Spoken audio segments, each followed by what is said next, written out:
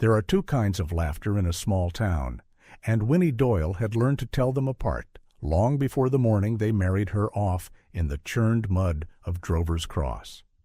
One kind was warm and forgot itself by supper. The other kind was cold and had teeth and remembered your name. On the second Saturday of September in 1884, standing in front of the whole of Cutter County in a wedding dress that had been let out twice and still pulled across the shoulders, Winnie heard only the second kind. She was 26 that autumn, and she was a big woman. Broad through the back and the shoulder, strong-handed, wide-hipped, built like the milking women she came from. The kind of woman a man might have called handsome 100 years before, when a town wanted its wives able to lift a full pail and carry it a mile. Drover's Cross did not want that. Drover's Cross wanted something small and pretty to laugh at, and when it could not have that, it laughed at the big quiet woman instead. She stood square in the mud and let them. She had a way of standing that told you nothing, a flat gray calm across the face, and behind it she was already doing the thing she always did, the thing that had kept her upright through worse mornings than this one. She was counting. They had made a spectacle of it on purpose. That was plain from the first.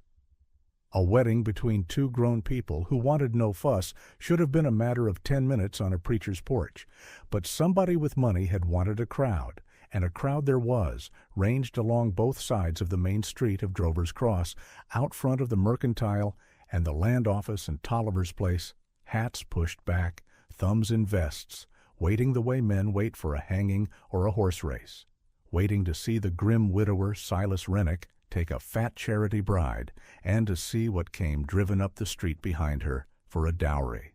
60 cows came driven up the street behind her. She heard them before she saw them. The flat, complaining lowing of milk cows moved too far and too fast. And then old Asa Bell and a hired boy hazed them around the corner by the depot and up into the open lot beside the church. 60 head of dairy cattle, and every man along that street knew stock well enough to see in one glance what they were.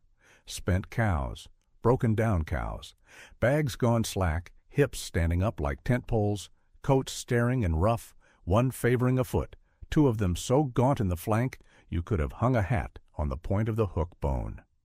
Culls, the tail end of somebody's herd, the ones you shipped for canning before winter took the cost of feeding them out of your own mouth.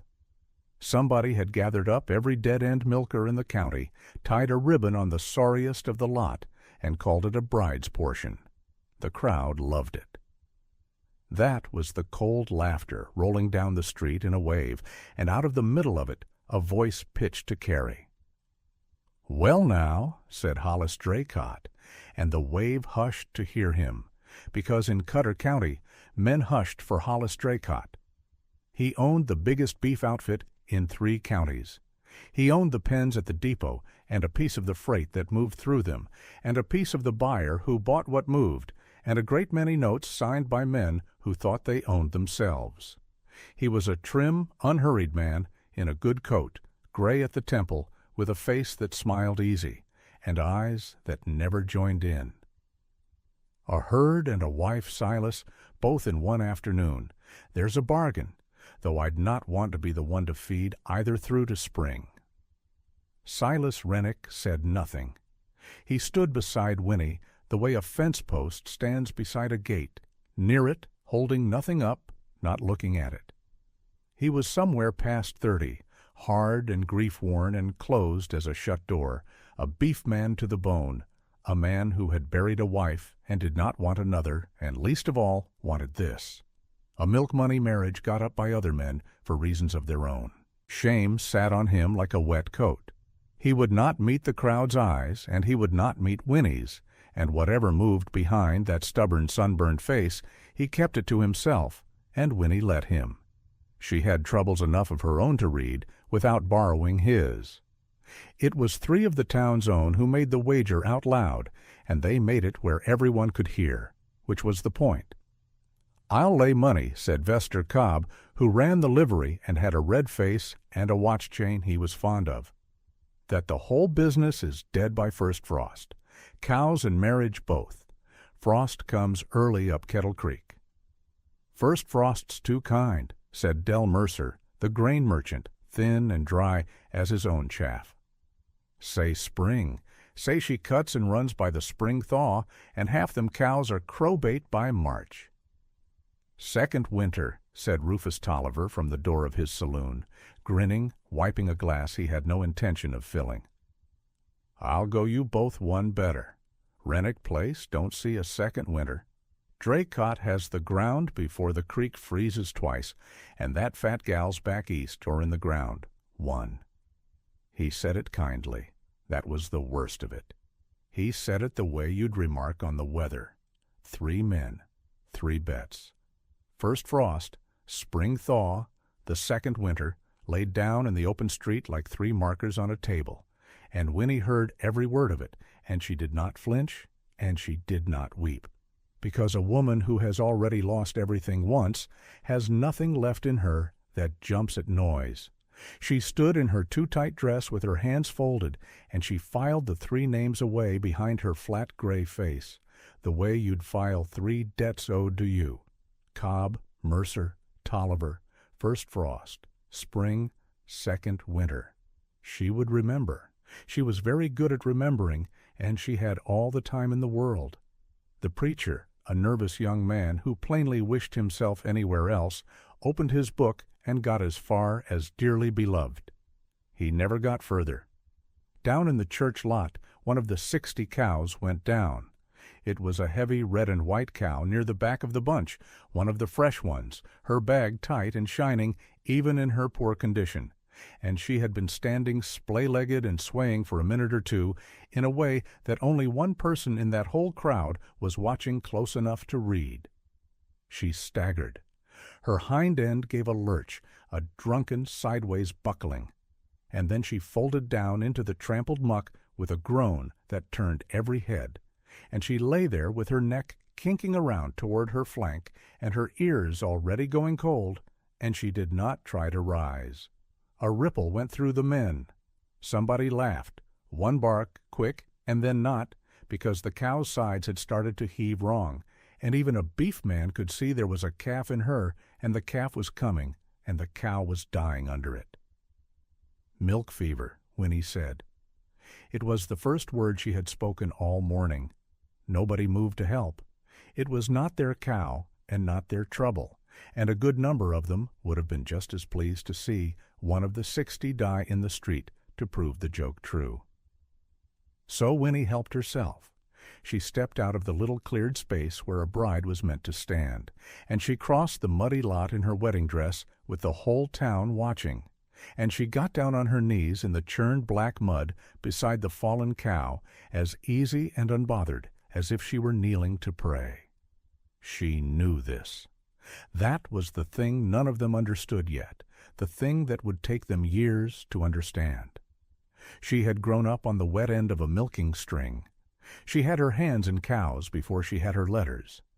She knew the cold ear stagger of milk fever the way a sailor knows a squall line, knew it came on the good heavy milkers just after they freshened, knew the cow would go flat and bloat and choke on her own cud if she was left on her side. So the first thing Winnie did, before anything, was put her shoulder, and she had the shoulder for it, against that half-ton of dying animal, and heave her up off her flank and prop her square on her brisket, folding a foreleg under, tucking the great head around against the cow's own ribs to hold her there, sitting up like a cow at rest instead of a cow at her end. Then she reached into the mud and the mess at the back of her and found the trouble in the calf. It was coming wrong. 1 forefoot and a nose, and the other leg folded back at the knee, jammed, the whole birth hung up on a bent leg, while the down cow had no strength left to push. Winnie worked her bare arm into the elbow, calm, her face gone still and inward the way a person's does when all of them has moved into their hands. She cupped the little folded hoof so it wouldn't tear anything, walked it up and forward, straightened the leg into the world alongside the first, and then she braced her heels in the muck and set her broad back and pulled, time to the cow's weak straining, down and out. In the long curve a calf has to travel, and the calf came in a rush and a slither into her lap, steaming in the cool morning air. It lay still. The crowd had gone dead quiet. Winnie cleared the muck from its nose and mouth with 2 fingers, folded a stalk of straw, and ran it hard up one nostril, and the calf flung its head and coughed and drew its first shuddering breath. And its mother, propped upright and warm now with the pressure gone off her insides, gave a low, rolling grunt and swung her nose around toward the smell of it. Winnie sat back on her heels in the mud, in the ruin of her let-out wedding dress, blood and birth to the elbow, a live calf across her knees, and a saved cow leaning warm against her arm. And she looked up at the town of Drover's Cross with that same flat gray calm she had worn all morning. Nobody was laughing now, not all of them. A good part of that crowd had gone quiet, and quiet from those men was worth more than cheering, and Winnie saw it land, saw the first hairline crack run through the joke, and she filed that away too. And here is where I ask you the one thing I'll ask you all night, and then I'll leave you be to watch it happen. If you've ever been counted out, sized up in one look and set down as less, do this old storyteller a small kindness. Tap that subscribe, and down in the comments drop the name of the town or the city you're watching from tonight, so I can see just how far Winnie Doyle's story travels before we're through. Because I'll tell you now what I'll not tell you twice. You are not watching a woman get rescued. You are watching the biggest butter empire the state of Kansas has ever seen kneel down in the mud on the day it was born, and every last man laughing on that street is going to end up working for it. Now settle in. Let me show you how she did it. They got her to her feet, some of them, hands offered late and awkward once the danger was past. Somebody found her the calf's halter rope for a rag. Silas Rennick stood where he had stood the whole while, and if something had shifted behind that shut-door face when she rose up muddy with a living calf in her arms, he did not say so, and Winnie did not ask. The preacher, pale, cleared his throat and hunted his place in the book, and they finished it right there. Man and wife, in the smell of birth and trampled ground. No kiss, no music. Silas looking at the middle distance, and Winnie looking at her 60 cows. Because she was looking at them now, really looking the way she'd looked at the down cow, reading, sorting, weighing. Where the crowd saw 60 walking scraps of glue and canned beef, Winnie saw something else, and she saw it fast, cow by cow, down the whole tired line. That red and white was no cull. She was a fresh cow, gone down from a hard calving and want of care, and she'd milk like a well the day she got her feet under her. That gaunt one there wasn't spent, she was wormy. That one favoring her off hind had a stone bruise, nothing more, a week's rest, and she'd walk sound. The slack bags weren't all age, half of them were dried off wrong, or run down, or never fed to make milk in the first place. Neglect. Bad keeping. Not ruin, neglect, and neglect could be undone by anyone with the knowing and the hands and the will to stand in the cold and do it. 60 head, and to her practiced eye, a good 2/3 of them had a season or 3 of milk still in them, waiting on nothing but somebody who gave a damn. Beyond the cattle and the depot and the low roofs of Drover's Cross ran the pale line of Kettle Creek, and up the creek, though she could not see it from the church lot, lay the Rennick place that was hers now, too. And on it, she had been told in passing, as a thing of no account, a spring. A cold limestone spring that ran up out of the ground clear and cold as January in the heat of August, and an old stone spring-house gone to ruin over it, unused, forgotten, thought worthless by every man who had ever glanced at it. Winnie Doyle had not glanced at it. Winnie Doyle, who knew that butter is a thing made of cream and cold and care, and that cold is the rarest of the 3 on a Kansas summer day, had heard the word spring and gone very still inside, the way she'd gone still with her arm in the cow. She had said nothing. She said nothing now. She stood in her muddied wedding dress at the edge of a town that had gathered to watch her fail, with 3 men's bets ringing in her ears. First frost, spring thaw, the second winter, and a widower's shame at her side, and 60 cast-off cows lowing in the lot. And she looked at all of it, the cows and the creek and the far-ruined spring-house she couldn't yet see.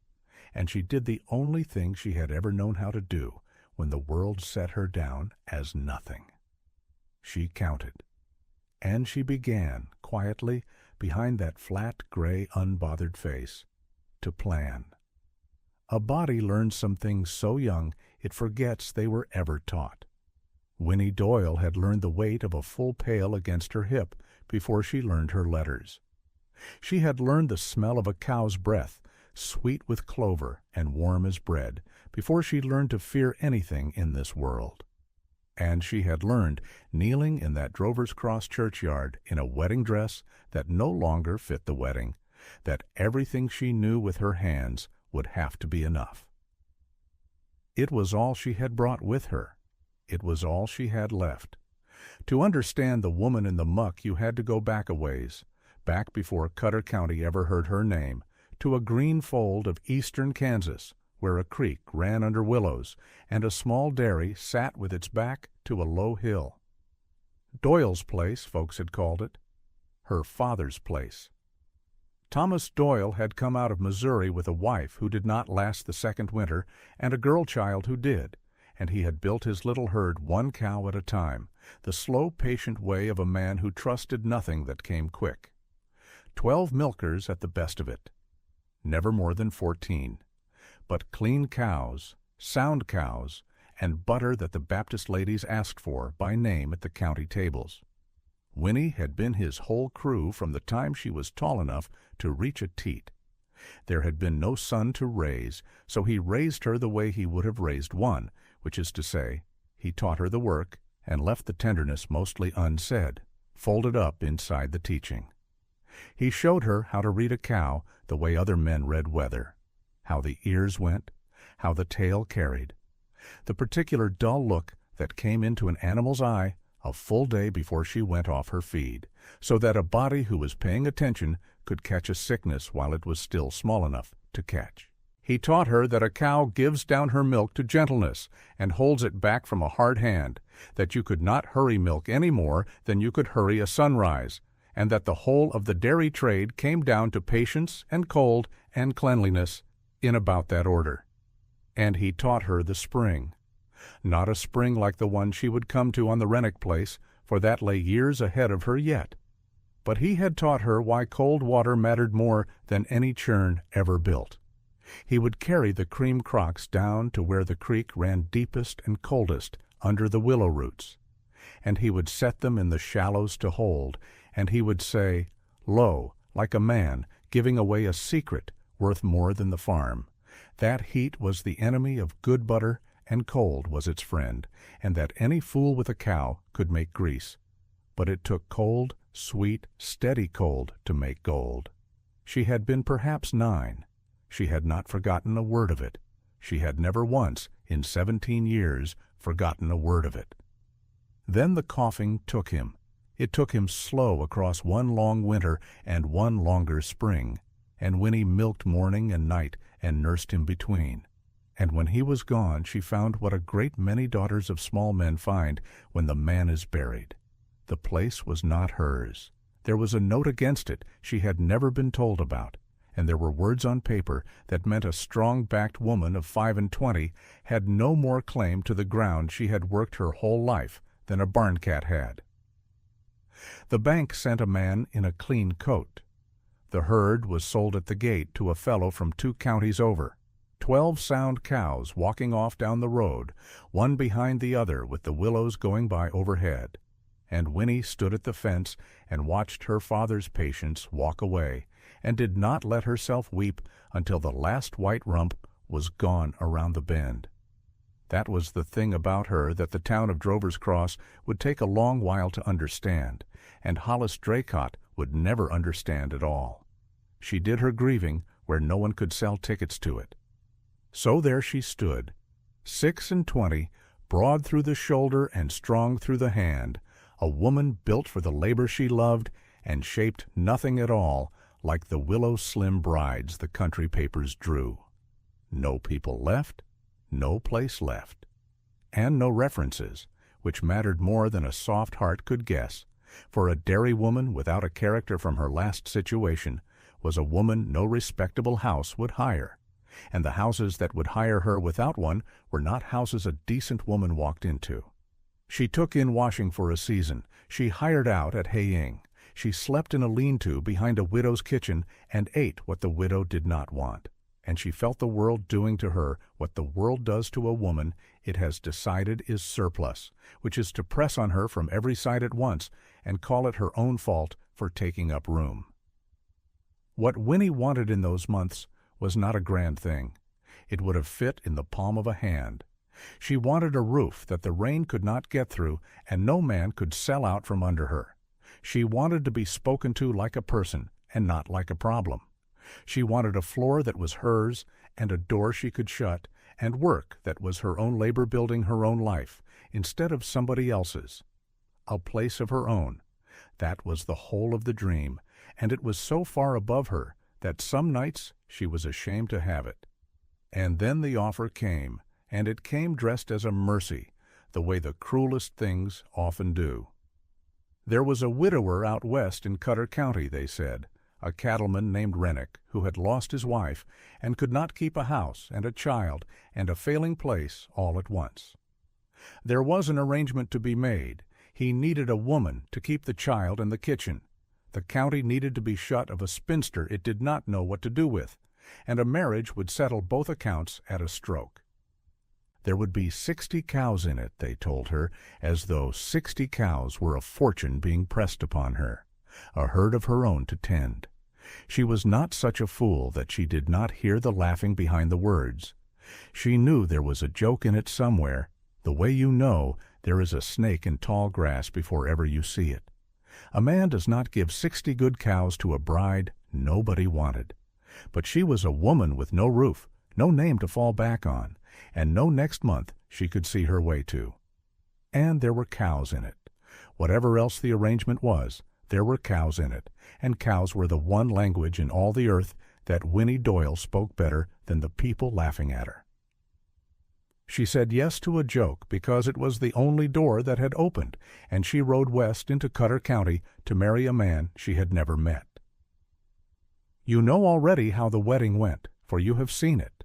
The churchyard, the bets laid down, the cow gone down in the milk fever, and Winnie down in the muck beside her with her sleeves shoved back.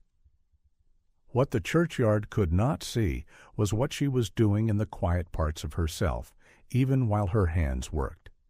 She was counting.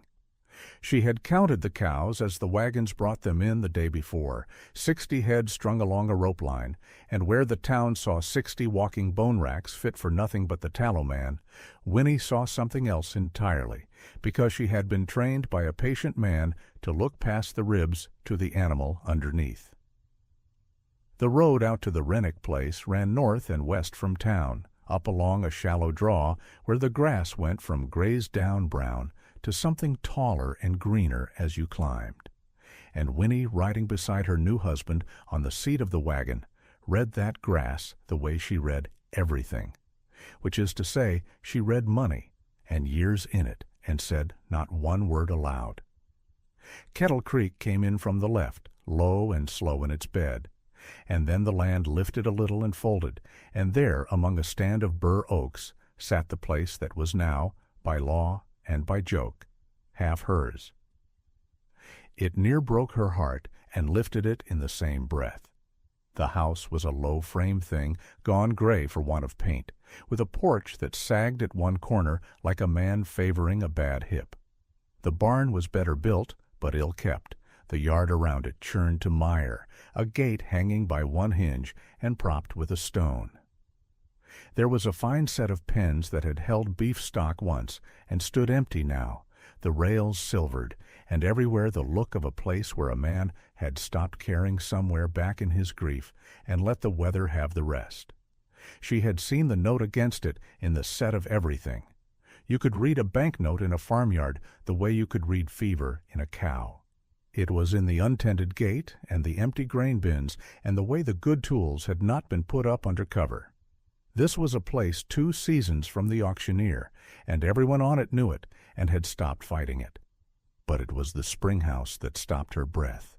It sat off to the side of the yard, downslope, built low into the hill of native limestone, half sunk in the ground the way the old country builders had known to sink them. Somebody long dead had built it right, and built it to last, thick stone walls and a heavy door, and inside it a channel had been cut in the rock floor for water to run. And water ran there yet. Winnie climbed down off the wagon without a word to anybody, and walked to it and put her hand flat against the stone of the doorway, and felt the cold come off it like a breath out of a cellar in July. And then she stepped in and knelt and put her fingers into the water in the channel, and it was so cold it made the bones of her hand ache. Cold the way only water is that has come up out of deep limestone and never seen the sun.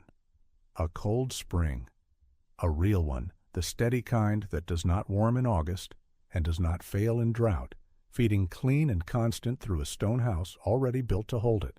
She knelt there with her hand in that water and did not let her face show a thing, and inside her the whole shape of a life turned over like a key in a lock.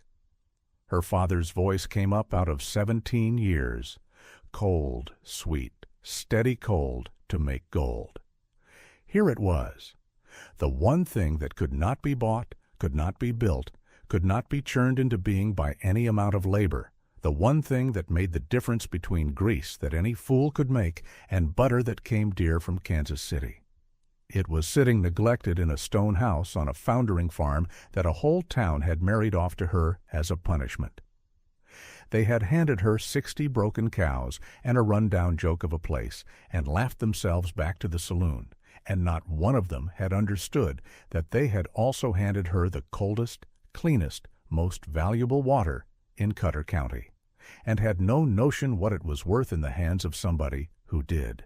She was still on her knees in the spring house when she heard the small feet. The child stood in the doorway with the light behind her, thin and yellow-haired, 7 years old and wary as a barn cat that has learned what boots are for. Lucy Rennick. She had her dead mother's fairness and her living father's closed face, and she looked at the big strange woman kneeling in her mother's spring house with a look that was equal parts fear and challenge, and something underneath both that Winnie recognized at once, because she had worn it herself at a fence, watching cows walk away. It was the look of a body braced to lose one more thing. "That's cold," the child said, because a child will always say the true small thing when the large ones are too big to say. "You'll catch your death." "It's meant to be cold," Winnie said, and dried her hand on her skirt, and did not reach for the girl, and did not smile too much, for she knew better than to rush a wary creature. "Cold's the whole use of it." Behind the child came the old man, and Winnie liked him before he said a word, the way you can sometimes. He was bent and gray and slow across the yard, but his eyes went over the spring house and over her and back with the quick, sure travel of a man who has spent his life around stock and misses nothing. Asa Bell. He had worked the Rennick place, she would learn, since before Silas was grown, and had stayed on through the dying of the wife and the dying of the money for no wages anyone could name, out of a loyalty that was mostly to the cows. He looked at Winnie's wet hand and at the water, and then, shrewdly, at her face. And something in what he saw there made the deep lines of him shift toward the beginnings of a regard. "You felt the water," he said. It was not a question. There was a weight in the way he said it, like a man testing whether the new hand knew a plow from a harrow. "I did," Winnie said. Asa Bell nodded once, slow, and did not say the rest of it, but she understood that she had passed a thing. And Silas came last, and stood off at the edge of the yard, and did not come near the spring house at all. He stood with his hat in his hand and his shoulders set, and looked at the middle distance rather than at his new wife, a big grief-worn man, ashamed of the thing that had been done in the churchyard, and unable to undo it. A beef man in a beef man's country, married in a day to milk money and mockery, watching a strange, broad-shouldered woman kneel in the spring house his dead wife had kept and take its measure with a stranger's hands. He said nothing to her. He said something short to the old man about the north pens, and turned and went into the sagging house, and the door shut. And that was the whole of Winnie's welcome from the man whose name she now carried. She did not hold it against him. She had not expected soft. She had expected a roof and a door she could shut, and cows to tend, and she had got all three in the cold spring besides. And if the man who came with them could not yet look at her, well, there was time and there was work, and Winnie Doyle had always trusted work to say the things that words would not. What she did not yet know, standing there in the wet cold of the spring house with the whole worth of the place running clean over her fingers, was that she was not the only one in Cutter County who understood what that water was. Miles off, in the biggest house the county boasted, a man named Hollis Draycott had understood it for years. He had wanted the cold spring long before there was a Winnie Doyle to stand in it. He had watched the Rennick place fail with the patience of a man watching fruit ripen toward the fall, waiting for the note to come due, and the ground and the water both to drop into his hand like something owed. He had not counted on a bride. He had helped arrange one, in fact, and thought it a fine dark joke, another millstone hung on a drowning man to hurry the drowning. He did not yet know he had just handed the coldest water in Kansas to the one person on earth who knew exactly what to do with it. But Winnie knew. Winnie, drying her hand on her skirt, straightening up to her full broad height in the low stone house with the child watching from the doorway, knew. She looked once more at the water running clean in the channel her father would have wept to see, and she began, quietly, in the private country behind her steady face, to count. A place shows you its truth in the first week if you keep your eyes open and your mouth shut. Winnie Doyle had learned that on her father's dairy, long before she learned anything about butter, and she practiced it now at the Rennick place the way another woman might have practiced a prayer.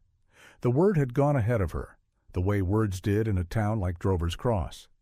By the second morning after the wedding, the road past the Rennick gate had more traffic on it than it had seen in a year. Wagons slowed.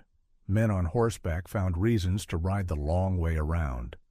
They came to look at the fat bride the same way they'd come to look at a two-headed calf at the county fair, and they were about as shy about it. Winnie stood in the dooryard, hanging wash on a line Asa Bell had restrung for her, and she heard them talking as if the fence between them were a wall a mile thick. That's her. A low whistle. Lord, Rennick got himself a wide one. 60 broken cows and a bride to match. Draycott ought to be ashamed, marrying that off as a joke.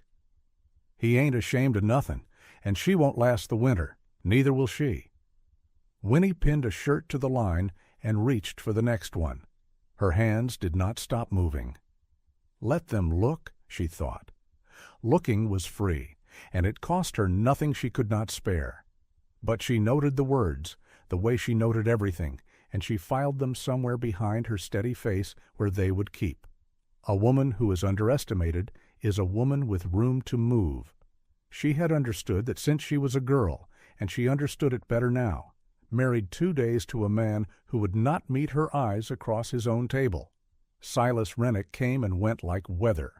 He was up before the light and out with the beef cattle he actually cared for, the 20 head of shorthorn steers that were, to his mind, the only stock on the place worth the name. He took his meals when she set them and thanked her the way a man thanks a stranger who holds a door, and he slept in the lean-off room that had been his before, and left the big bed to her. He had made the terms of it plain the first night without ever once raising his voice.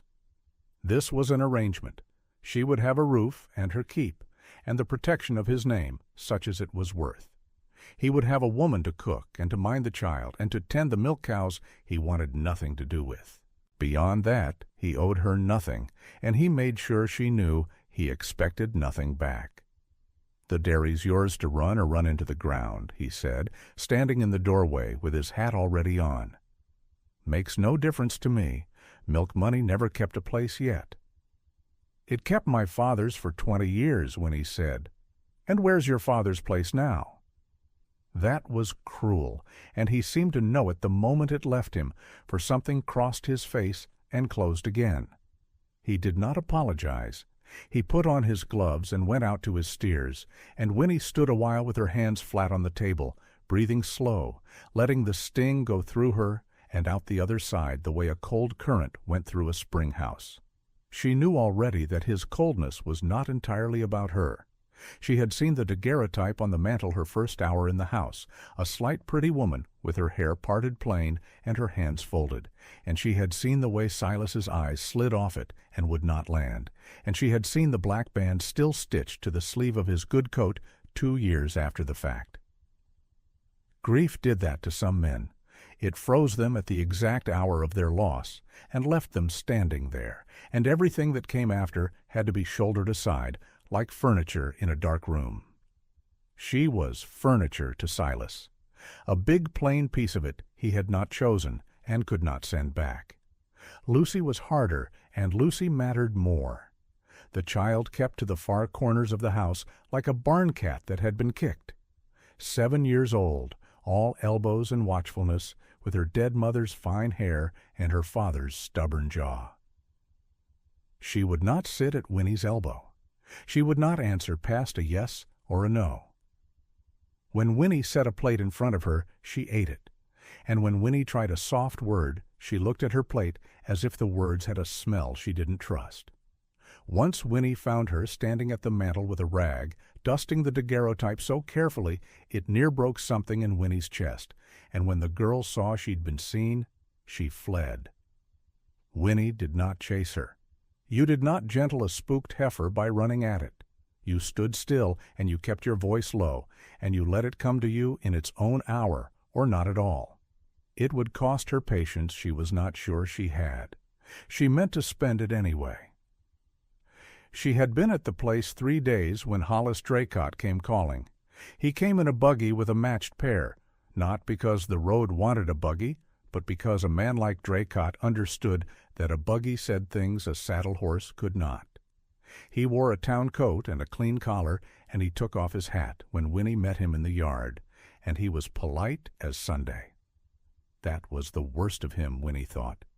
A cruel man who shouted at you, told you plainly where you stood. Draycott smiled and asked after your comfort, and left you groping to name the thing that had turned your stomach cold. "Mrs. Rennick," he said, tasting the name like he found it a fine joke and had decided to be gracious about it. "I hope you're settling. It's a hard old place. I've said to Silas more than once, it's more than one man can carry, let alone—" He let the sentence go and smiled instead of finishing it. "Let alone a woman like you." He never said the words. He never had to. "It's a good place," Winnie said. "The water alone is worth more than the whole of it." Something moved behind Draycott's eyes then, quick and gone, like a fish turning under brown water. So he did not know she knew, or he had not thought the fat bride would have the wit to see it. She had handed him more than she meant to, and she marked that too, and resolved to be stingier with her cards from here on. "The water," he said pleasantly. "Cold Spring never fails, they say. Though I'll tell you, cold water's a poor return on hard ground. I've come to make Silas a fair offer, and I'll make it to you as well, since you're partners now in the misfortune of it." He named a figure.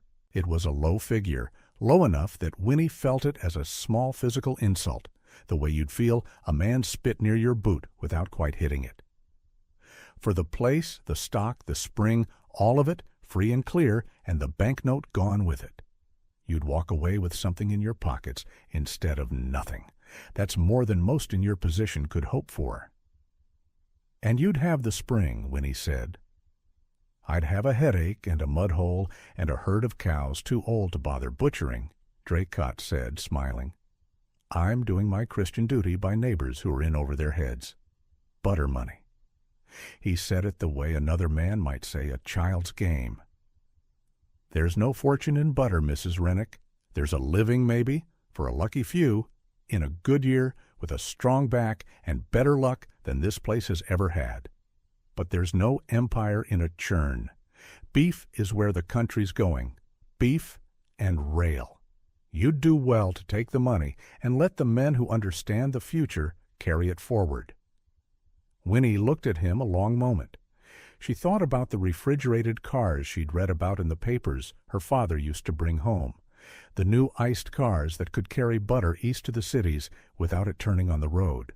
She thought about the cold limestone water sliding out of the hill at the same low temperature summer and winter, water that would set a butter so sweet and firm and lasting that a Kansas City house would pay top dollar and beg for more. She thought about all of it, and she did not say a word of it, because a woman who is underestimated is a woman with room to move. "I'll tell Silas you called," she said. Draycott's smile thinned by a hair. He put his hat back on. "The note comes due in the fall, Mrs. Rennick. The bank in Drover's Cross holds it. You might ask your husband what he means to pay it with, come the frost. Milk?" He climbed into his buggy. "My offer stands until it doesn't. Good day to you. Mind the mud." He drove off behind his matched pair, and Winnie stood in the yard until the dust settled and thought about the shape of the thing. The note was the trap. Draycott hadn't come to buy a mud hole. He'd come to remind them of the jaws already around their ankle and to be there, smiling, when it closed. He wanted the spring. He wanted it badly enough to be patient about it, and a patient man who wants a thing is more dangerous than a hasty one. She understood the game now. What Draycott did not understand was that she had been raised inside the very trade he thought worthless, and she could see a whole country in a churn that he could not see at all. Asa Bell told her about the note that same evening, over the milking, in the low, even voice of a man who has decided to trust you and will not make a show of it. $240 due at the fall term, on a place that hadn't cleared 40 in profit in 3 years. Silas had let the dairy go to ruin after his wife died, put all his heart in the beef, and the beef alone couldn't carry it.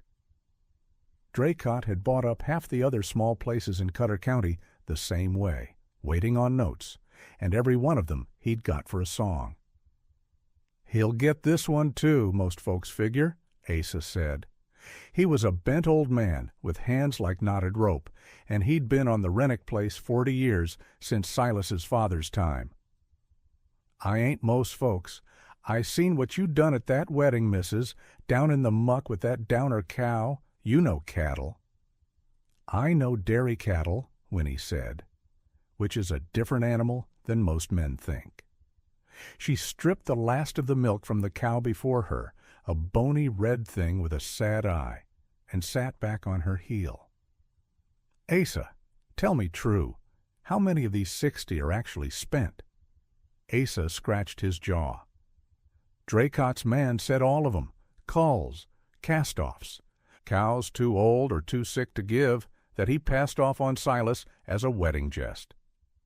"Draycott's man," Winnie said, "wanted us to believe that." And she went down the line with a lantern that night, alone, after Silas had gone to his lean-off room and the house had gone dark, and she put her hands on every one of those 60 cows the way her father had taught her, and she read them the way another woman read Scripture. What she found made her sit down on an upturned bucket in the cold barn and go very still with the knowing of it. They weren't spent. Some were, sure. A handful were truly old, worn to the bone, past any use but the mercy of a quick end. But the rest, the most of them, were not old at all. They were sick, and they were starved, and they were ruined by bad handling, and every one of those things was a thing that could be undone by a woman who knew how. Here was a fine young cow gone down in her milk from a caked, hot quarter, mastitis left to fester that a warm cloth and a careful stripping could have caught in a week.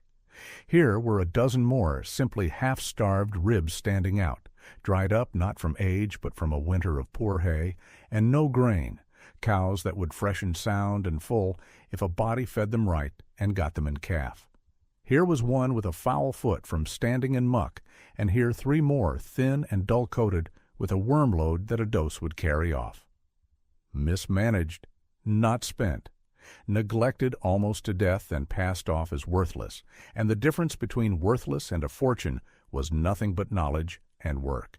And knowledge and work were the 2 things Winnie Doyle had in more supply than any soul in Cutter County guessed. Draycott had thought he was handing Silas a joke. He had handed Winnie the foundation of an empire and called it a cull-pen, and he did not know it, and she would not tell him. She sat in the dark and did the sums the way she always did, quiet behind her still face. Call the truly finished, the old and the ruined past mending, a dozen head, no more. Doctor the sick, feed the starved, breed the sound. Out of 60 broken cows, there was a milking string of 40 good ones waiting inside the wreck, and out of 40 good cows fed on that bottomland grass and watered on that cold spring, there was butter, and out of butter, set cold and firm and shipped east on the iced cars, there was more money than Hollis Draycott would ever make off beef. Because he thought small in the one direction, he was certain he thought big. Lucy was awake when Winnie came back in, a small shape in the dark of the loft ladder, watching. Winnie did not pretend she hadn't seen her. "They're not all spent," Winnie said, low to the child, as if it were the most natural thing in the world to be telling her. "Folks looked at those cows and saw junk, but looking isn't seeing. Most of 'em just need feeding and mending. By spring, they'll be milking sweet as anything." Lucy considered this from the ladder with her mother's fine hair falling over one eye.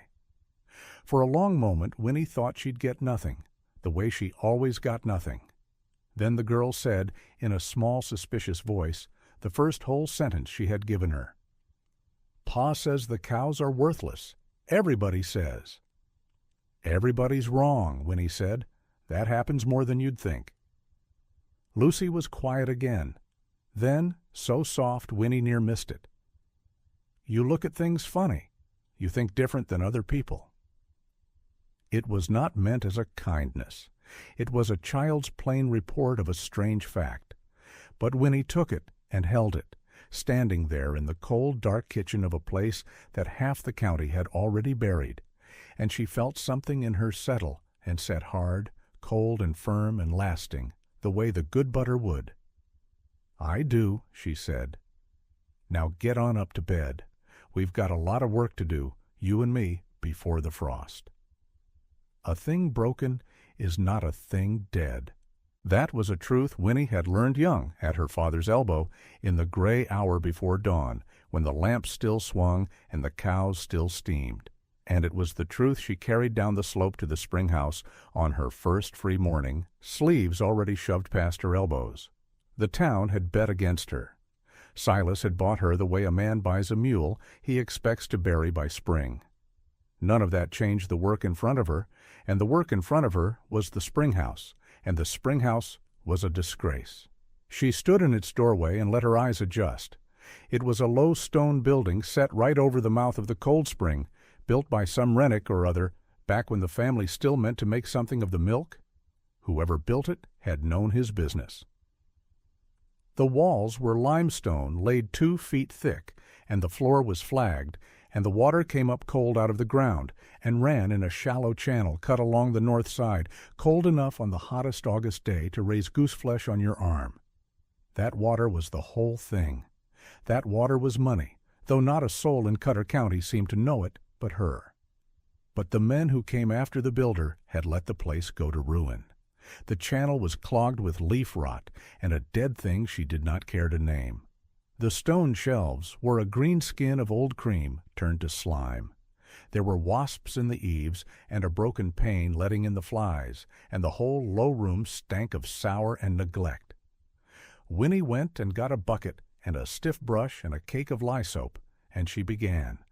She did not do it prettily, and she did not do it fast. She hauled the muck out of the channel by the armload until the spring ran clear over clean stone. She scrubbed the shelves down to the bare rock, and then she scrubbed them again, on her knees, her broad back bent to it, her strong hands going raw in the cold water. She scoured the crocks and the pans and set them out in the sun to sweeten. She stopped the broken pane with a shingle until glass could be got. She swept the wasps out and let the through draft carry off the stink. By noon, her dress was black to the knee, and her knuckles were split, and the spring house smelled of nothing at all, which for a spring house is the smell of perfection. She stood in the doorway again and looked at it running clean and cold, and for the first time since the wedding, something in her chest eased. Cold. That was the word. Butter is made or lost by cold, and she had the coldest water in the county running free through her own dairy floor, and she meant to use every degree of it. But butter waits on cows, and the cows waited on her, and the cows were sick. She had spent 3 days among them already, moving slow, letting them learn her hands, and she had done her sorting.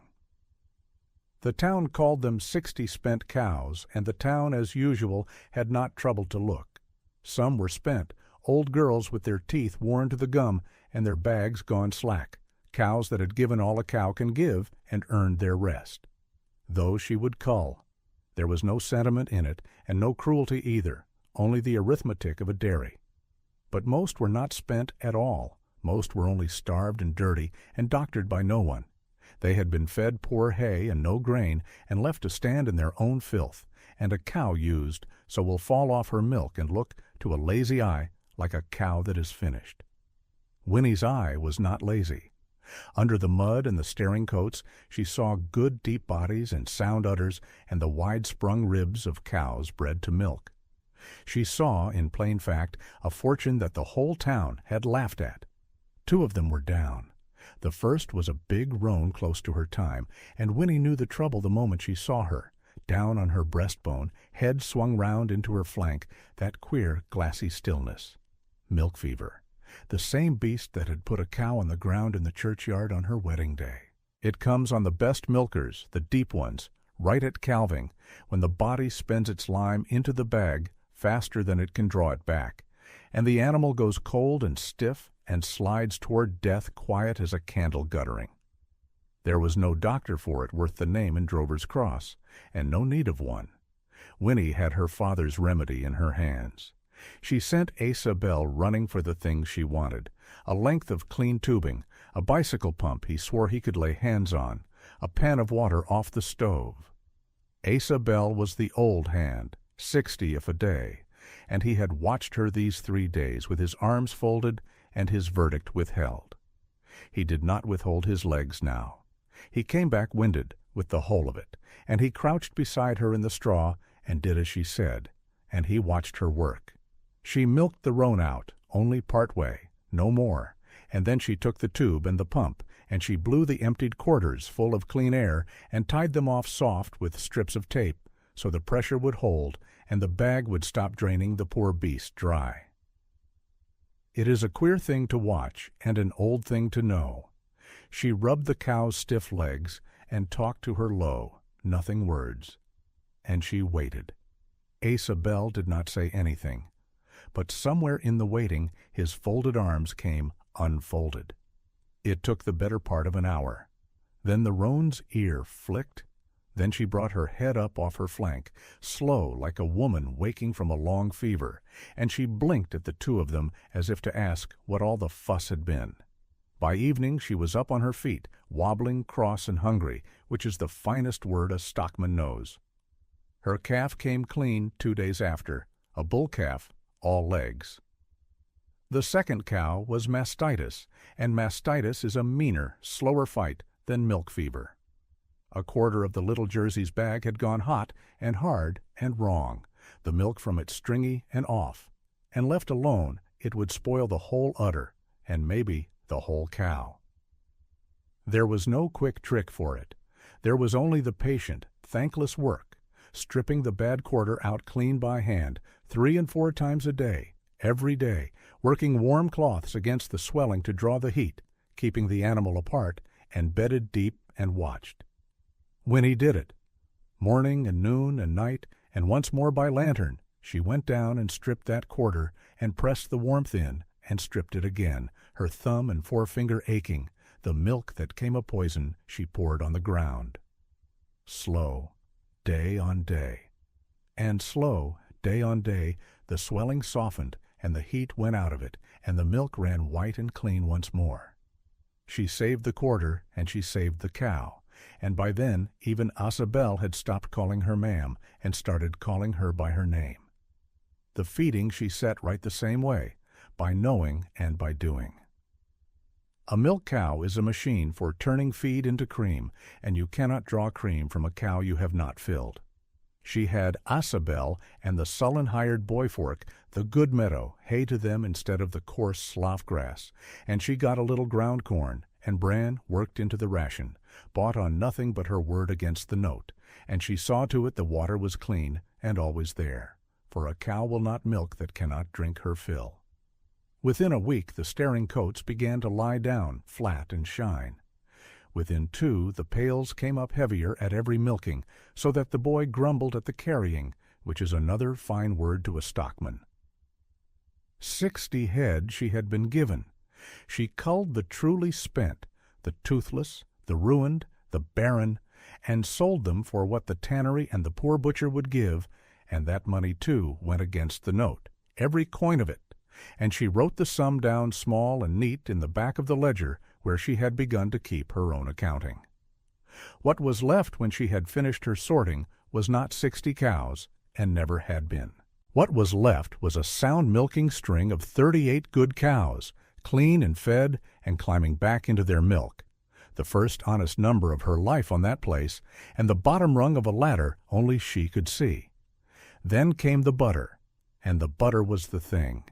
She let the first real gathering of cream ripen just so, no more, in the crocks on the cold stone shelf, and she churned it in the gray of the morning while the spring house still held the night's chill. She had cooled the cream in the spring water, and she churned slow and even, and she watched the glass for the break. That moment the cream shivers and gives, and the butter comes. She gathered it, and she washed it in the cold spring water, working the buttermilk out of it grain by grain until the water ran off clear as it went in. For buttermilk left in butter is buttermilk turned rank in a week, and rank butter is a poor man's butter. She worked in the salt with the flat of the paddle, even, no streaks. And when it was done she had it firm and pale gold and cold set in a way the tubs of soft, greasy, half-soured stuff the county called butter could never be. She cut a curl of it and tasted it, and knew. It was sweet. It was clean. It carried the cold of the spring in it, like a thing held in confidence. It was, plainly and past any argument, better butter than Cutter County had ever made, and she had made it out of the exact cows and the exact water the town had thrown away, as a joke. She stamped the first pounds with a mark she had cut herself into the end of a maple block, a plain design, a little spring, a curl of water, the cold spring mark, though no one yet knew to call it that. She wrapped it and packed it cold, and carried it herself into Drover's Cross to Pruitt's store, where the county sold and bought its butter. And she set it on the counter and waited to be cheated. She was not cheated, because Pruitt tasted it. He was a careful man with a careful thumb, and he cut a corner and rolled it on his tongue with the sour, ready-to-haggle look of a storekeeper who has bought 1,000 tubs of bad butter and expects to buy 1,000 more. And the look changed. She watched it change. He tasted it again, slower, and he looked down at the pale gold of it, and then up at the broad plain woman who had carried it in, and the price he had half formed to offer her died in his mouth. He paid her top butter money and then a shade over top, the way a man pays when he means to be sure a thing comes back to him. She took the cream check, and she looked at it, the first money she had ever been paid for a thing she alone had made. And she folded it once and put it away, and every cent of it went against the note. Pruitt watched her go out the door and stood a while turning nothing over in his hands. Word of a check like that does not keep. At home the softening came in small ways, and the first of it came from the child. Lucy had kept her distance since the wedding, wary as a barn cat, watching from doorways, saying nothing, grieving a mother in the only way Seven knows how. Winnie had not pushed her. You do not push a wary creature. You leave the door open and go on with your work and let it come to you or not. And on an evening after the butter, when Winnie sat on the spring house step washing the last of the crocks, Lucy drifted down the slope and stood a while, and finally asked, in the small flat voice of a child braced to be refused, if she might see the calf. Winnie said she might. She showed her the roan's bull calf, all legs still, and let her lay a hand on its warm, nubbled poll. And Lucy laughed, a real laugh, surprised out of her, when it butted her palm for milk. It was a small thing. It was everything. When they walked back up to the house in the dusk, the child's hand found its way into Winnie's without either of them remarking on it, and Winnie held it careful, the way she had held the roan's life an hour at a time, and did not squeeze too hard. Isabel was hers outright now. He had gone from folded arms to using her name to seeking her word, and a man like Isabel, who has forgotten more about cows than most men learn, does not give his word cheap.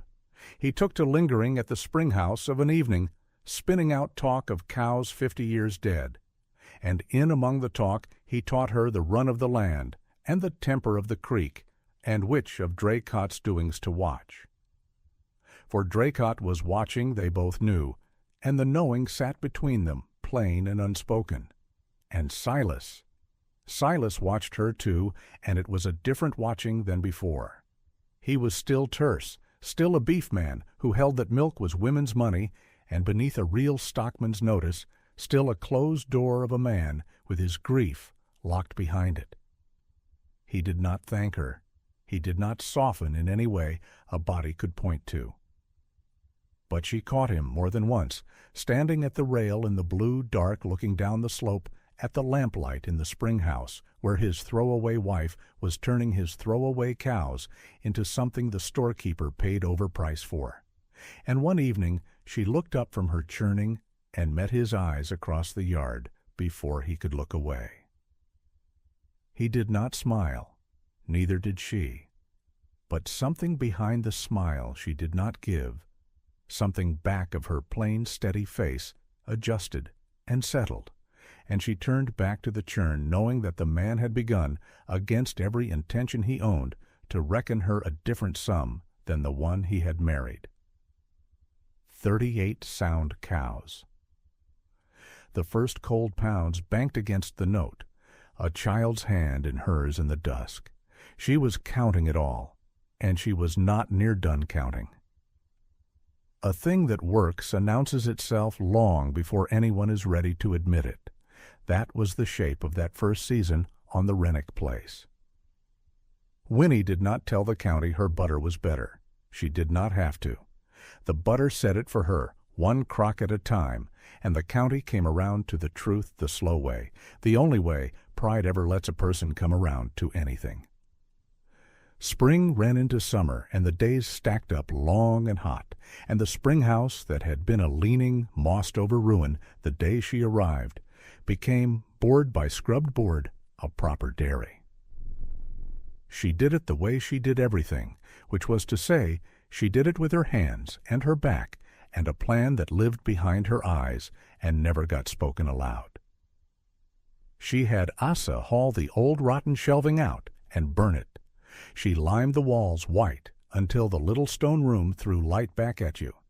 She dug the channel deeper so the cold water off the limestone ran in a wide flat sheet through the trough and out again, always moving, always cold, cold enough to ache your wrist if you left it under too long.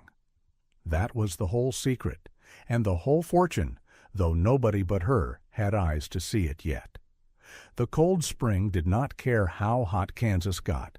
It came up out of the ground at the same clean chill in July as it did in January. And butter set in that chill came up firm and sweet and pale gold, and kept clear across a hot week when other women's butter had already gone soft and rank and streaked.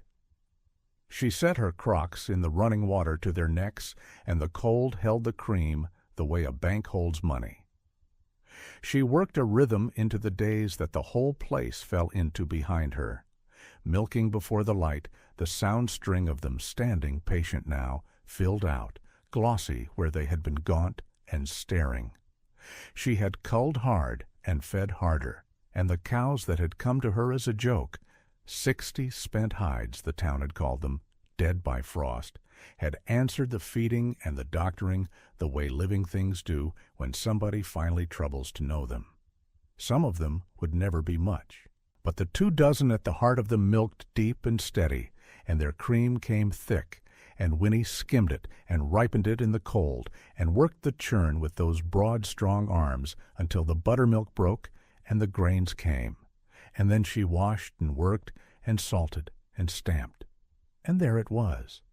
The Cold Spring mark cut into the little wooden mold Asa had whittled her from a scrap of walnut, a spring, a curl of water, plain as a brand. Every pound that left her hands carried it. Lucy took to the dairy first. 7 years old and wary as a barn cat that first month, keeping to corners, watching this wide stranger her father had brought home with a child's flat, unforgiving eyes. But children go where the warmth is, and the spring house was cool and quiet and smelled of clean cream, and Winnie never once shooed her out of it. She gave her small jobs, turning the crocks, fetching the salt, working the little dash churn that made just enough for the house table, while the big barrel churn made the rest. And one afternoon, Lucy, up to her elbows in buttermilk, forgot herself and laughed, a real one, surprised out of her. And Winnie did not make anything of it, did not fuss or reach for her, only kept working and let the child laugh. And that was the day the corner turned. After that, Lucy shadowed her everywhere, learned to tell milk fever coming by the ears going cold, learned which cow was the boss cow and which was a sneak, called them by the names she and Winnie made up together, the two of them straight-faced and solemn, christening a sway-backed old milker duchess. The store in Drover's Cross was where the county found out. She had been banking her butter against the note from the first, a few pounds at a time, and Ferris at the mercantile had taken it the way a man takes a thing he expects to regret. A hard look, a lower price than he'd give a man, a remark he thought was under his breath. But Ferris was a merchant before he was a fool, and a merchant learns fast where his own money is. Her butter sold. It sold before the tub was half unwrapped. Farm wives who'd bought his shelf butter for years took one look at the pale, firm gold of hers, one taste of it sweet and clean, with no tang of the churn gone off. And they would not have the other after that. He could not keep it. Twice he sold out by noon of a market day, and had women asking after the fat woman's butter. They still said it, some of them, out of old habit and small meanness, asking after it by the middle of the week and going home without. So Ferris, who had cheated her on the price in April, came to her in July, hat in hand, and asked, careful and casual, whether she could bring in more regular, and whether she'd take a fairer figure to do it. She named the figure, he paid it. That was the first thing. The second thing was the county fair. She had not meant to enter. It was Asa who put her up to it, Asa, who'd gone from doubting old hand to her plain fierce champion somewhere in the doctoring of those cows, and who could not stand the thought of her butter sitting quiet in a cold trough while the Draycott women and the Vance women and every dairy wife in Cutter County paraded their crocks under ribbon. "Enter it," he said. "Let the judges taste it against theirs." He said it like a dare, and she took it like one. She carried a single pound of Cold Spring butter to the fairgrounds packed in ice and set it on the long table among 40 others, and she stood back in her plain dress with her broad shoulders square and let it be judged. It was not close. The judge, a dour man from the Creamery Association, who had tasted 10,000 pounds of Kansas butter and had never once looked like he enjoyed a mouthful of any of it, tasted hers and stopped, tasted it again, turned the little pat over to look at the color and the way it cut and the way it held its edge in the heat of the tent while the butter to either side of it had begun to weep and slump. He did not smile. Men like that do not smile. But he set the blue ribbon down beside her pound without going back to the others, and that was louder than a speech. Blue ribbon, Cutter County, first premium, best butter. And when word of it ran through the crowd the way such word runs, there was a silence in one part of the tent and a low, ugly muttering in another. And Winnie Doyle stood in the middle of both with her chin level, and did not gloat and did not shrink, only picked up her ribbon and her empty icebox, and went home to the evening milking, because the cows did not care about ribbons, and neither, she'd have told you, did she. The ribbon was not the point. The demand the ribbon made was the point. After the fair she could not have made butter fast enough with 2 of her working sun-up to dark, which was where the wives began to come. They came 1 and 2 at a time up the Kettle Creek road in their wagons, and they came shy, because a proud woman hates to ask, and a poor one hates worse to be seen asking. But they were drowning the small dairies of Cutter County, every one of them, and they knew it, and they had run out of the pride to pretend otherwise.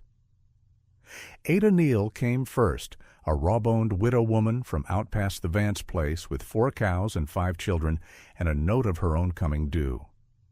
She sat in Winnie's kitchen turning her cup and finally said the thing. Her cream was good, she said, as good as anybody's. But by the time she'd hauled it, the long road into town in the heat it had turned, half of it, and what hadn't turned, the buyer priced like it had, and she could not make her butter set in the summer, no matter what she did, because she had no cold, no spring, nothing but a warm well and a warm springless dab of a cellar, and she was going under with good cream souring in her wagon bed, and she did not know what else to do but ask. Could Winnie work her cream? In the cold. For a share. She'd bring it fresh each morning. She'd take whatever was fair. Winnie looked at her a long moment, and something behind her eyes, something that had been building all that season, clicked over like a churn coming to butter. She said yes. Then Ada Neal told 2 women, and the 2 told 2 more. By the tail of summer, there was a little procession of them up the creek road in the cool of the morning, cans of fresh cream in the wagon beds, and Winnie's cold trough ran a river of other women's cream alongside her own. And the cold spring mark went on to pounds that had started in 4 different barns, and every woman who brought a can went home with cash money in her fist. Real cash, the first many of them had held in a bad long while, and a share of a thing that was starting to be bigger than any one of their 4-cow, 6-cow, 10-cow places could ever be alone. Nobody called it anything yet. It did not have a name, but it had a shape now, and the shape was a wheel with the cold spring at the hub, and the small farms of Cutter County spoking out from it, and Winnie could see the whole of it turning in her mind's eye, clear as she could see the water run. She carried cash to Ferris's counter that fall, and put it against the note in a lump that made him set down his pen. Not the whole of it, but real money, the first real bite anyone had ever taken out of the Rennick debt, enough that the banker in the back looked up. And she walked out of that store having paid down a thing that 6 months before every man in the county had bet would swallow her whole by first frost. Silas saw it. That was the other thing that grew across that season, and it grew quiet, the way she liked things to grow, without a word said out loud that either of them would have had to answer for. He was a beef man, and he scorned milk money, and he had married her as a joke, played on them both, and none of that had changed in April. But a man cannot watch a thing worked well all summer long and keep the shape of his contempt. He watched her save cream that a lesser hand would have wasted. He watched her turn Spent Cows Sound and a ruined spring house into a going concern, and a mocked marriage into money on the note that was going to save his daughter's roof. He started, somewhere in there, to be in the barn when she needed a hand she hadn't asked for, to have the ice cut before she went to ask him to cut it, to fix the churn mount that had worked loose without saying a word, so that she came to it in the morning and found it sound. They worked that summer a great deal of the same work at the same hours, 2 big capable people moving around each other in the close warm dark of the barn. And there came an evening, a hot still one, both of them worn flat from a long day, her hands raw from the churn and his from the fence, when they came out of the barn at the same moment and stood a beat in the last of the light, not saying anything. He looked at her, not the way the town looked at her. He looked at her the way you look at a thing you have come to rely on and are only now realizing you have. She looked back and did not fill the silence, because she'd learned young that the silence was where the real things lived. Then Lucy called from the house, and the moment closed up clean, and neither of them ever spoke of it. But it had happened. They both knew it had happened. A thing that works announces itself long before anyone is ready to admit it. That was the shape of that first season on the Rennick place. Winnie did not tell the county her butter was better. She did not have to. The butter said it for her, one crock at a time, and the county came around to the truth, the slow way, the only way pride ever lets a person come around to anything. Spring ran into summer, and the days stacked up long and hot, and the spring house that had been a leaning, mossed-over ruin the day she arrived became, board by scrub board, a proper dairy. She did it the way she did everything, which was to say, she did it with her hands and her back and a plan that lived behind her eyes and never got spoken aloud. She had Asa haul the old rotten shelving out and burn it. She limed the walls white until the little stone room threw light back at you. She dug the channel deeper, so the cold water off the limestone ran in a wide flat sheet through the trough and out again, always moving, always cold, cold enough to ache your wrist if you left it under too long. That was the whole secret, and the whole fortune, though nobody but her had eyes to see it yet. The cold spring did not care how hot Kansas got. It came up out of the ground at the same clean chill in July as it did in January, and butter set in. That chill came up firm and sweet and pale gold, and kept clear across a hot week when other women's butter had already gone soft and rank and streaked. She set her crocks in the running water to their necks, and the cold held the cream the way a bank holds money. She worked a rhythm into the days that the whole place fell into behind her, milking before the light, the sound string of them standing patient now, filled out, glossy where they had been gaunt and staring. She had culled hard and fed harder, and the cows that had come to her as a joke, 60 spent hides, the town had called them, dead by frost, had answered the feeding and the doctoring the way living things do when somebody finally troubles to know them. Some of them would never be much. But the 24 at the heart of them milked deep and steady, and their cream came thick, and Winnie skimmed it and ripened it in the cold, and worked the churn with those broad, strong arms until the buttermilk broke and the grains came, and then she washed and worked and salted and stamped, and there it was. The cold spring mark cut into the little wooden mold Asa had whittled her from a scrap of walnut. A spring, a curl of water, plain as a brand. Every pound that left her hands carried it. Hollis Draycott owned the rail spur into Drover's Cross. That was the fact under all the other facts. The refrigerated cars that were only now, in that very year, becoming a thing a man could rely on to run butter east without it turning to grease before Kansas City. Those cars came down Draycott's spur, or they did not come at all. And Draycott decided the freight, and Draycott, through a buyer who was his man, in all but name, decided the price the county's butter fetched at the depot. And that summer, watching the small dairies scrape and struggle, he did not raise the price to help them. He dropped it.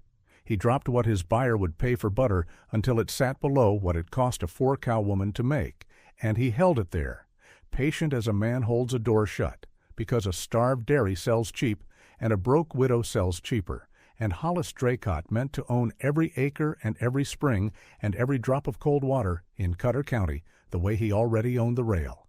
And he could wait. He sneered at butter money in the same breath that he squeezed it, because to Draycott the butter was never the prize. The land was the prize. The cold spring was the prize.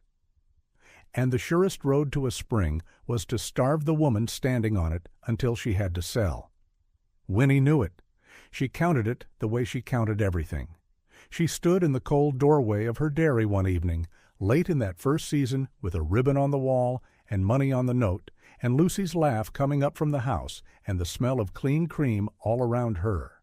And she looked past all of it, down the creek road, to where a dozen more wagons would come by spring, because a dozen more women had heard now, and a dozen more were coming, more than her one cold trough could serve, more than any one farm could hold.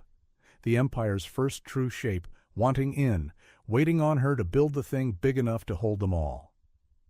And she looked the other way, toward town, toward the rail spur and the man who owned it and the price he was holding down like a boot on the county's throat.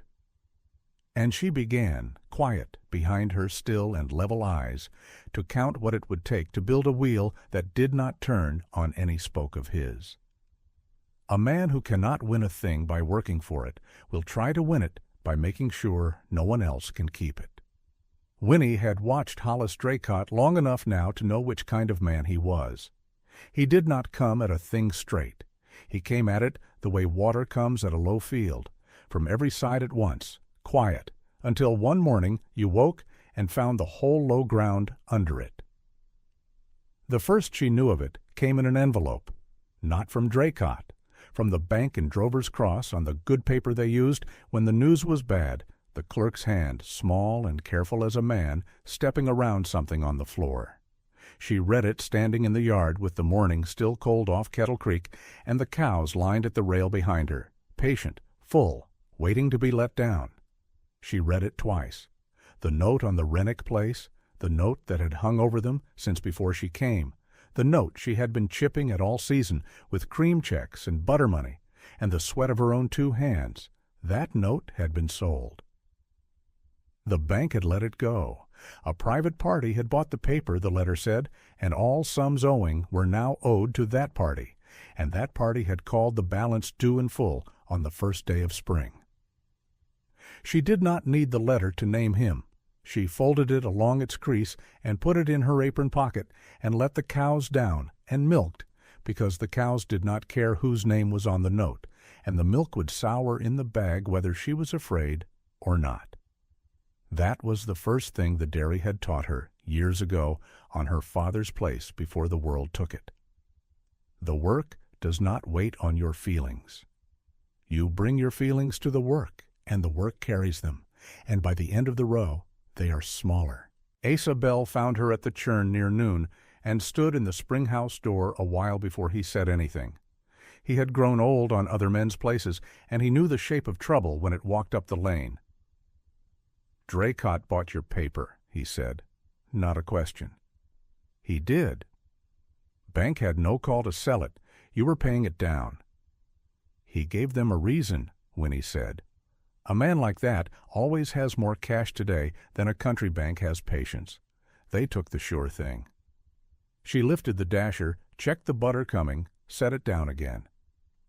"It's legal, Asa. That's the trouble with it. There's nothing crooked to point at. He bought a debt. Men buy debts every day." But buying the note was only the near side of the field. She learned the far side of it 3 days later, in town, when she drove the cream wagon to the depot to ship her butter east the way she had all season. Packed cold, packed in the last of her creek ice, sent down the spur to the main line and onto the refrigerated cars that ran to Kansas City and beyond. Draycott controlled the spur. She had always known that.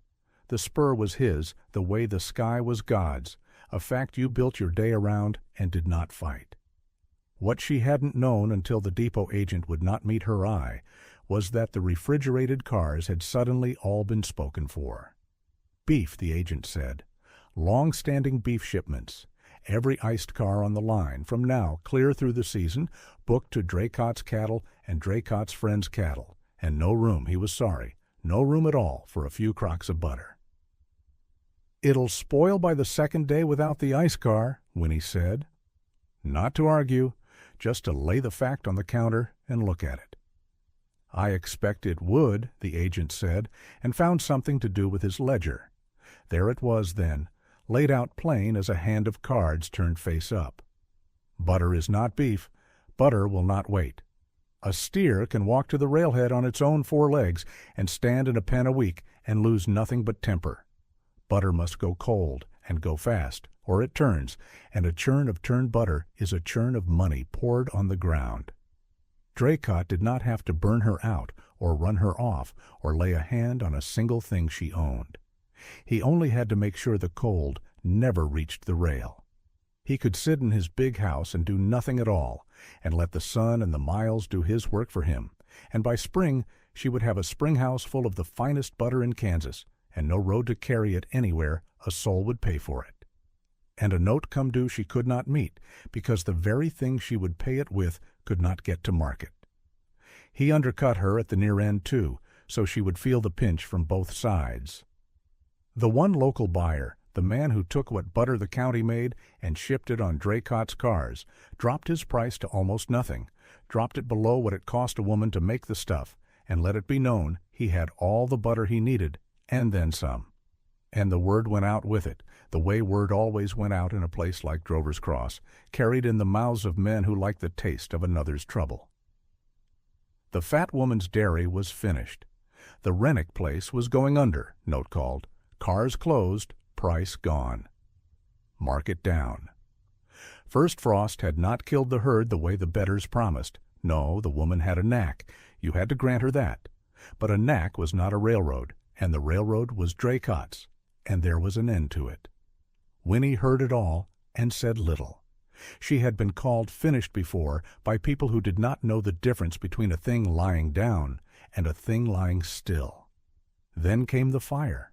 It was a small ice house, the first one she had built, put up that season against the creek bank with her own hands and Asa's and a little of Silas's grudging help, packed with sawdust and the ice she had cut and hauled and hoarded like a miser hoards coin, because she had understood from the start that ice was the whole game, that whoever held the cold held the trade.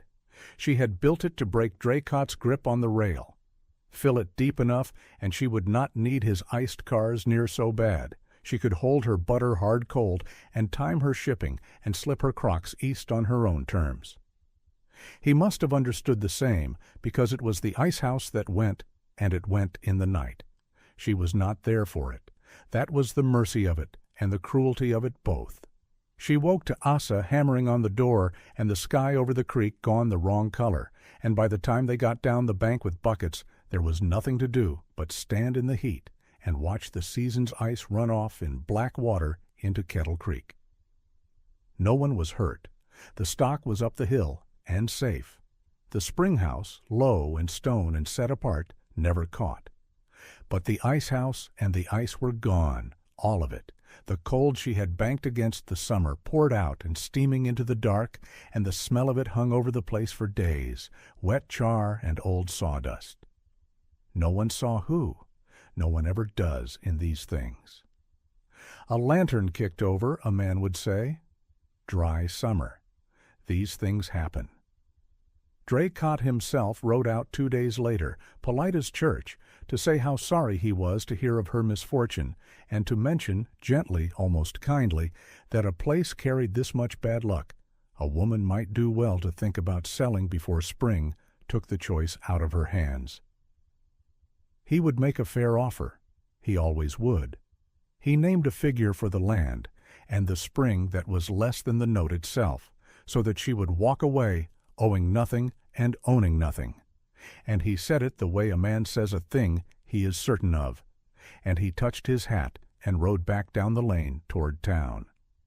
Winnie watched him go from the spring house door with her arms wet to the elbow and butter setting cold behind her, and she did not feel what he wanted her to feel.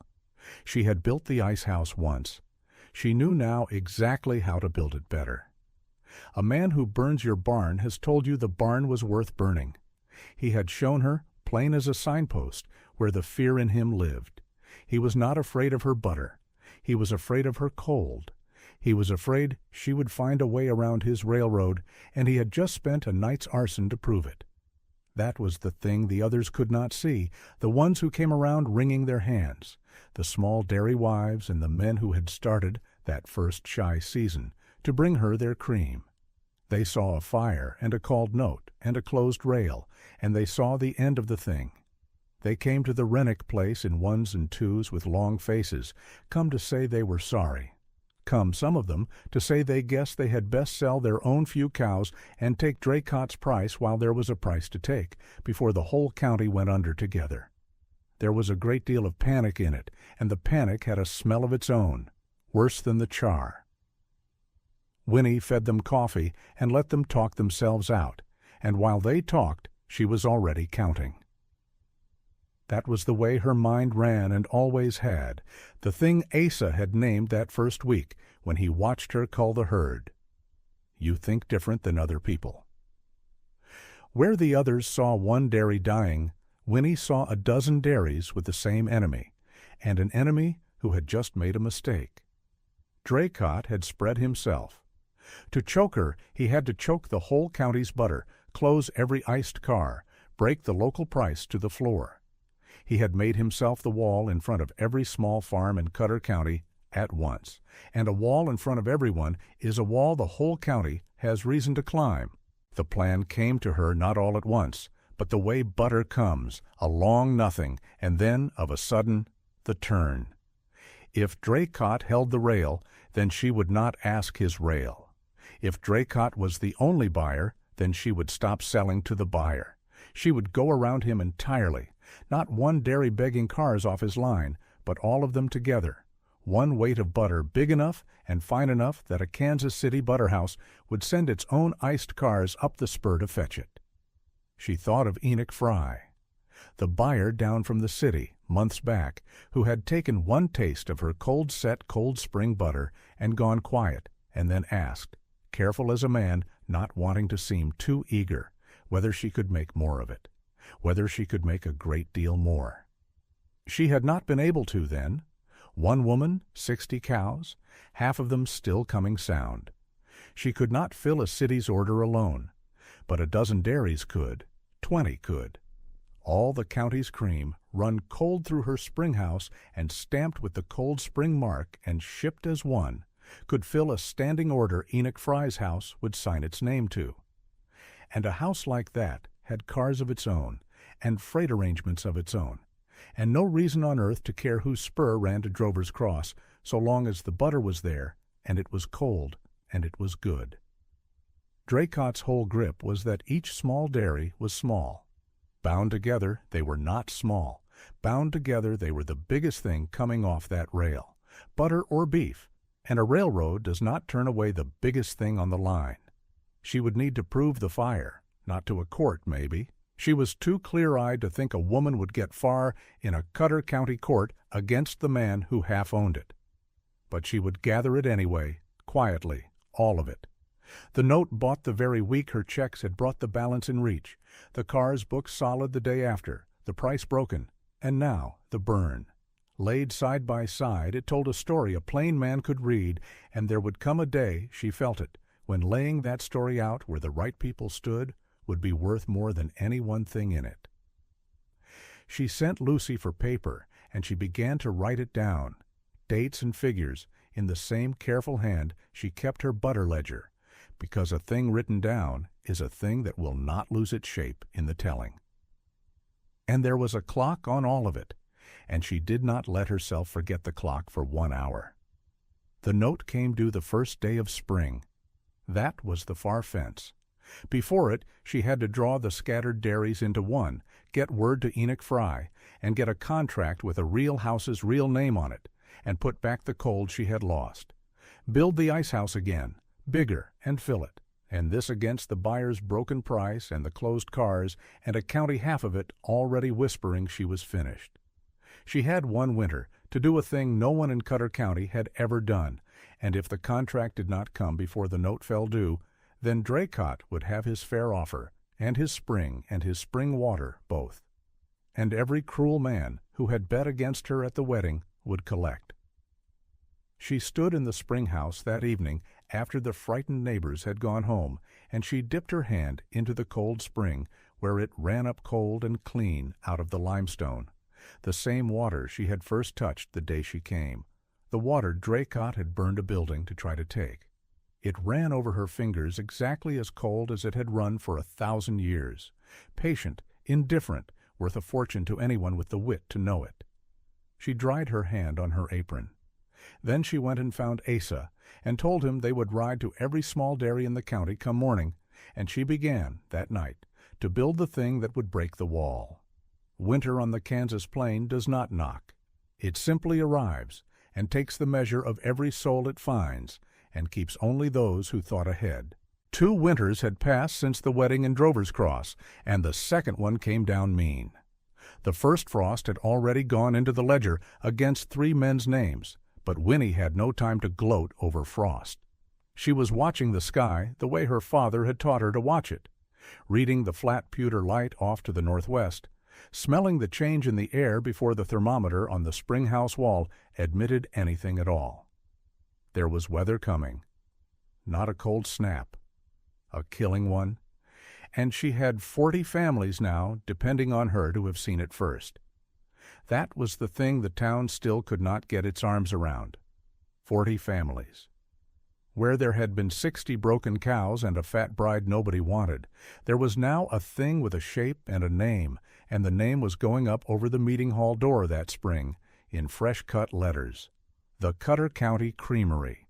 12 farms had come in that first autumn, wives mostly, driving their cream down the creek road in whatever they had, ashamed and hopeful in equal parts. By midwinter it was more than a dozen. By the second harvest it was closing on 40, and the string of sound milkers Winnie had built up out of that mocked dowry had thrown calves and heifers until the co-op counted better than 1,500 head across the county, all of them pouring their milk toward the cold spring. But volume was only worth something if it moved, and moving it was the whole war. Winnie had learned the shape of the war the hard way the winter before, when Draycott had bought up the note and cornered the ice cars and let it be known, in that polite way of his, that the fat woman's butter would rot on the platform before it ever saw the east. He had a stranglehold on the rail spur, and everybody in Cutter County knew it.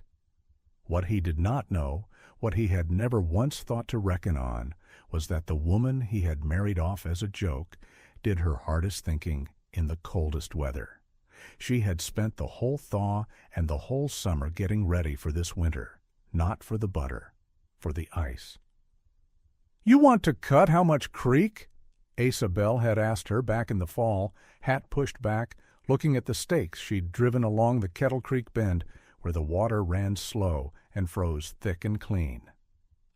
"All of it that'll bear a saw," Winnie had said. "And then I want to build a house to keep it in that would shame the one Draycott burned." They built it into the bank above the cold spring, double-walled, packed the cavity with sawdust hauled up from the mill in Drover's Cross, and roofed it heavy against the sun. When the creek finally locked up hard in December, Winnie put every hand and half-grown boy in the co-op on the ice. They went out before light with the long saws and the tongs and the horse and the marked-off grid, and they cut the creek into great green-blue blocks the size of a churn, and they sledded them up the bank and stacked them in the sawdust, 3 and 4 deep, straw between the courses, until the ice house stood full to its rafters with the coming summer's cold. Winnie worked the line herself, broad shoulders bent to the tongs, breath smoking, and there was not a man on that creek who did not see her outhaul him and think privately about the wedding day and how wrong he had been. Ice was money. Ice was the whole secret nobody in the county had troubled to understand, because they had been too busy laughing at the size of her to notice the size of her thinking. Butter that traveled had to travel cold, or it went to grease and stink before it ever reached a Kansas City counter, let alone a Chicago one. Draycott had reasoned that whoever held the ice cars held the butter trade, and so he had held them and let hers spoil. But a refrigerated car was only a box.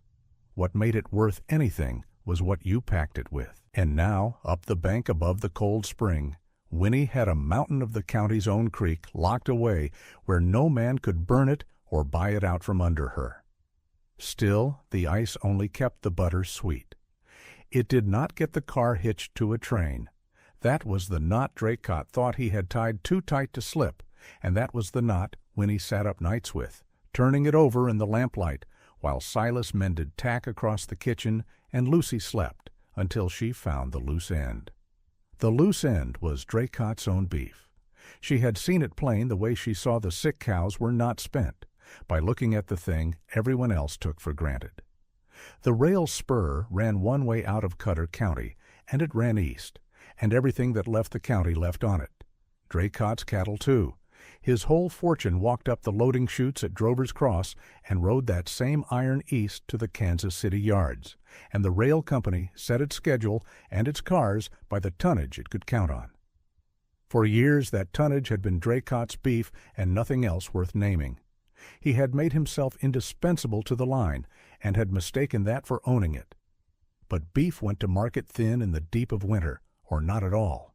A rancher held his stock when the grass died and the price fell, waiting on spring weight and spring buyers, and the cars that carried his cattle sat cold and empty on the siding through the worst of the cold months. The line did not love empty cars. Empty cars did not pay. Winnie's butter did not care what month it was. Cows milked through the winter if you fed them right, and hers were fed right, and 40 farms churning behind the cold spring mark could fill a standing order every single week of the year, through the frost, through the thaw, through the dead heart of January when Draycott had nothing to ship but his own idle money. Volume the line could set a clock by. Quality Enoch Fry had already put his name to. She did not need to break Draycott's grip on the spur. She needed only to become the thing the spur could not afford to do without. So she had gone, quiet, to the rail agent, not to Draycott, past him, with Fry's Kansas City butter house letter in her glove and a figure written under it in her own square hand. Pounds per week, guaranteed. Winter and summer both. She laid it on the agent's desk and let the man do the arithmetic that Draycott had never bothered to do. The arithmetic of a car that earned in December instead of standing empty, of a county that shipped every week instead of twice a year. "You can fill this," the agent said. It was not quite a question. "I've been filling it," Winnie said. "I've only wanted a car to put it in." He looked at her a long moment, this big, plain-dressed woman who smelled of the springhouse, and something in the arithmetic rearranged his face. He gave her the schedule. He gave her, come the new year, the standing hitch of a car onto the eastbound, her car, packed with her creek ice, stacked with the county's butter under the Cold Spring stamp. And he did it because it paid him, which was the only argument Draycott had ever respected, and the one Draycott had left, lying on the table for anybody with the sense to pick it up. Then the blizzard came, to see whether any of it was real. It came the way she'd read it would, out of that flat northwest light, and it came fast.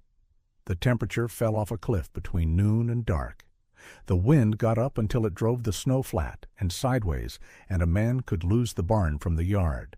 Across Cutter County there were dairies that lost stock that night, cows caught in open draws, milk froze in the pail, whole strings gone glassy-eyed and stiff by morning.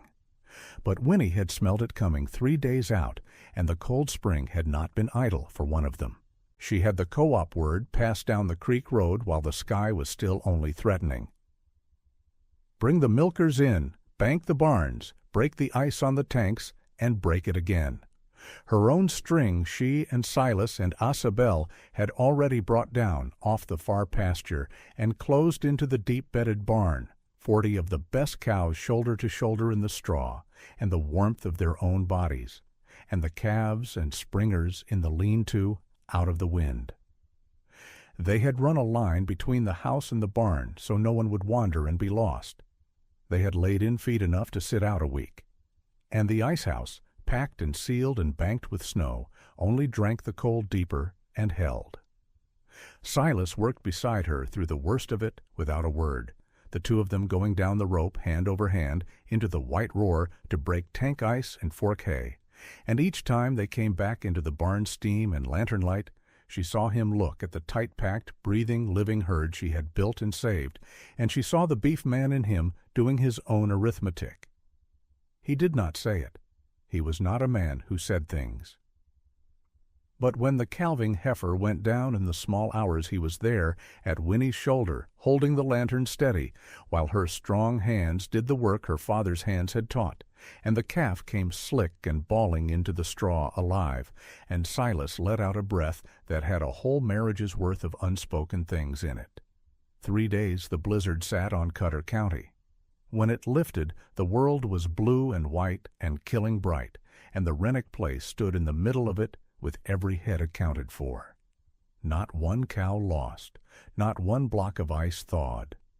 The butter of the week before already gone east on the last train ahead of the storm, cold and sweet under its stamp, and the churns already turning again on the milk of a herd that had ridden out the worst winter in memory, without so much as a case of frostbite Winnie could not doctor. Word of that traveled faster than any train. Up and down the creek they told it. How the fat woman's dairy came through whole while better thought of outfits buried stock in the drifts. How she'd known 3 days out. How she'd had ice put by in July against a January nobody else believed in. The men who had leaned on the rail at Drover's Cross and laughed on her wedding day found they had less to say now, and what they said had a different color to it. And that spring the bets came due. There had been 3 of them, seated loud on the wedding day, Draycott's echoes, the town's small cruelty made into wagers. Marriage and herd both dead by first frost, one had said. The first frost had come and gone 2 winters running and found the marriage standing and the herd fat.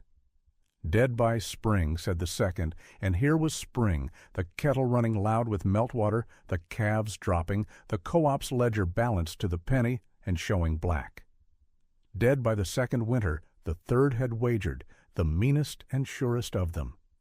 And the second winter had just tried its whole strength against her, and broken itself on her preparation like weather on a limestone wall.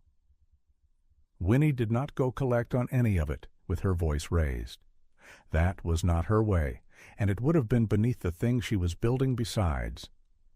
But the town collected the debt on her behalf, in the way towns do, by simply ceasing to bet against her. The storekeeper, who had double-taked at her first cream check, now saved her the good end of the counter and asked her opinion on his own butter.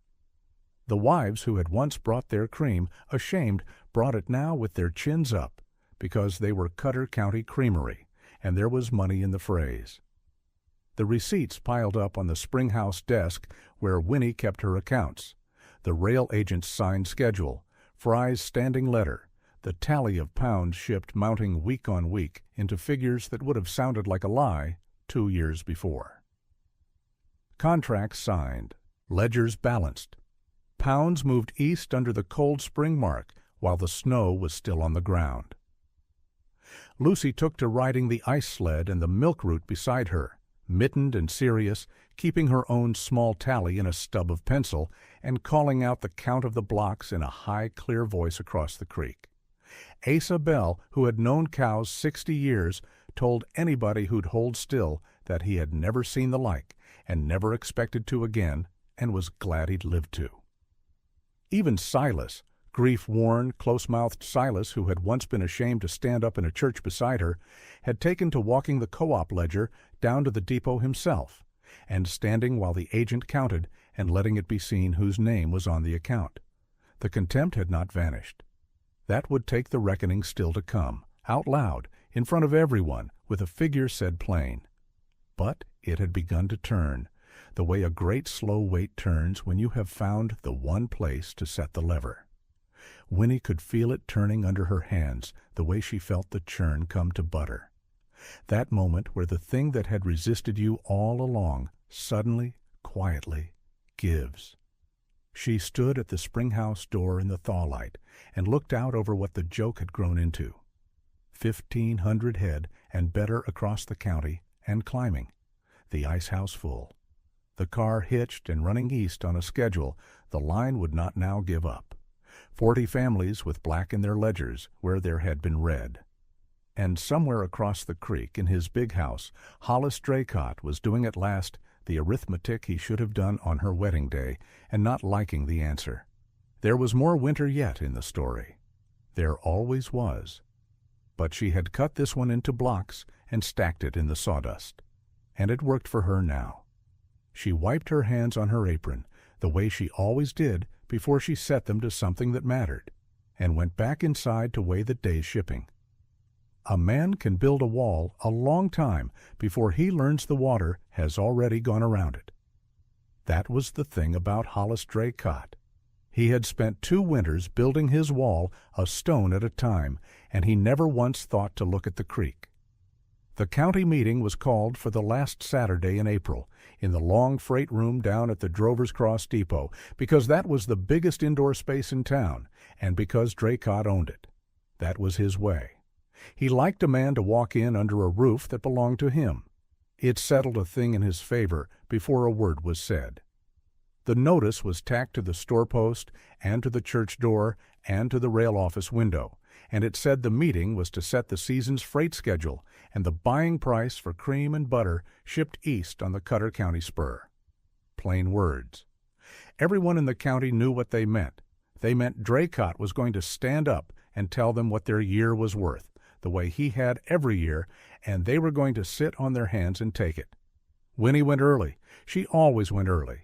She had learned a long time back that the person who is already in the room when the others arrive is not a guest, and she did not intend to be anybody's guest that morning. She wore her good dark dress and her working boots, because the two together said exactly what she was, and she carried a flat leather case under her arm that she had bought in Kansas City for $11 and had never once let out of her sight since. Asa Bell walked in behind her carrying nothing and looking like a man come to watch a hanging he had bet on. Silas came last and stood at the back with his hat in his hand and his jaw set, and he did not sit down. The freight room filled slow. Small farmers in clean shirts, their wives beside them. The men who milked 8 cows and the men who milked 30. The storekeeper. The blacksmith. The 3 who had stood at the wedding 2 years gone and laid their money down against her out loud, Orrin Teague, who had bet the marriage and the herd would both be dead by first frost. Del Massey, who had given her till spring, and Cap Hurley, the liveryman, who had been generous and said the second winter would finish the fat woman for certain. They came in together the way men do who have been wrong in company and would rather not be wrong alone. They found seats near the front, close to Draycott, where the wind had always blown warm. Draycott stood up at the head of the room in a good coat. He was not a loud man. That was what people never understood about him until it was too late. He smiled the way a banker smiles at a note coming due, and he laid out the season the way he laid out everything, in numbers that sounded like weather, fixed, natural, nobody's fault. Freight East, he said, would run at the new rate. The refrigerated cars were dear to run and scarce to come by, and a man had to be practical. Cream would be bought at the depot at his price, which he named, and it was a nickel under what it had been, which had already been a nickel under what it was worth. He was sorry for it. He said the word sorry, and did not mean it, and everyone in the room heard both halves of that. He said the East was soft this year. He said the small dairies simply could not put up the volume or the quality to fill a standing car, and a half-filled car spoiled its own load, and so the only sensible thing, the only Christian thing, was for the county to sell its cream through him at his rate, and let a man who understood the business carry the risk. He said it kindly. He always said the cruelest things kindly. And then he asked in that soft way whether there was any objection. Winnie stood up. She did not hurry it. She set her flat leather case on the freight scale at the front of the room, the big iron scale they weighed cream cans on, and she opened it, and she took her time, because a person who takes her time is a person who is not afraid, and she wanted every man in that room to see a woman who was not afraid. "There's an objection," she said. The room went the particular kind of quiet that is louder than noise. She started with the freight. She did not accuse. Accusing is for people who cannot prove. She laid papers on the scale, one at a time, and she read the numbers off them in the same flat, unhurried voice she used to call a milk count. The rate Draycott charged the county to ship 100 weight of butter east. The rate the railroad itself charged for the same 100 weight of dressed beef on the same spur, in the same cars, on the same run, which she had because a woman who ships is a woman who gets a bill, and a bill is a paper with a truth on it. The two numbers were not close. The difference was not freight.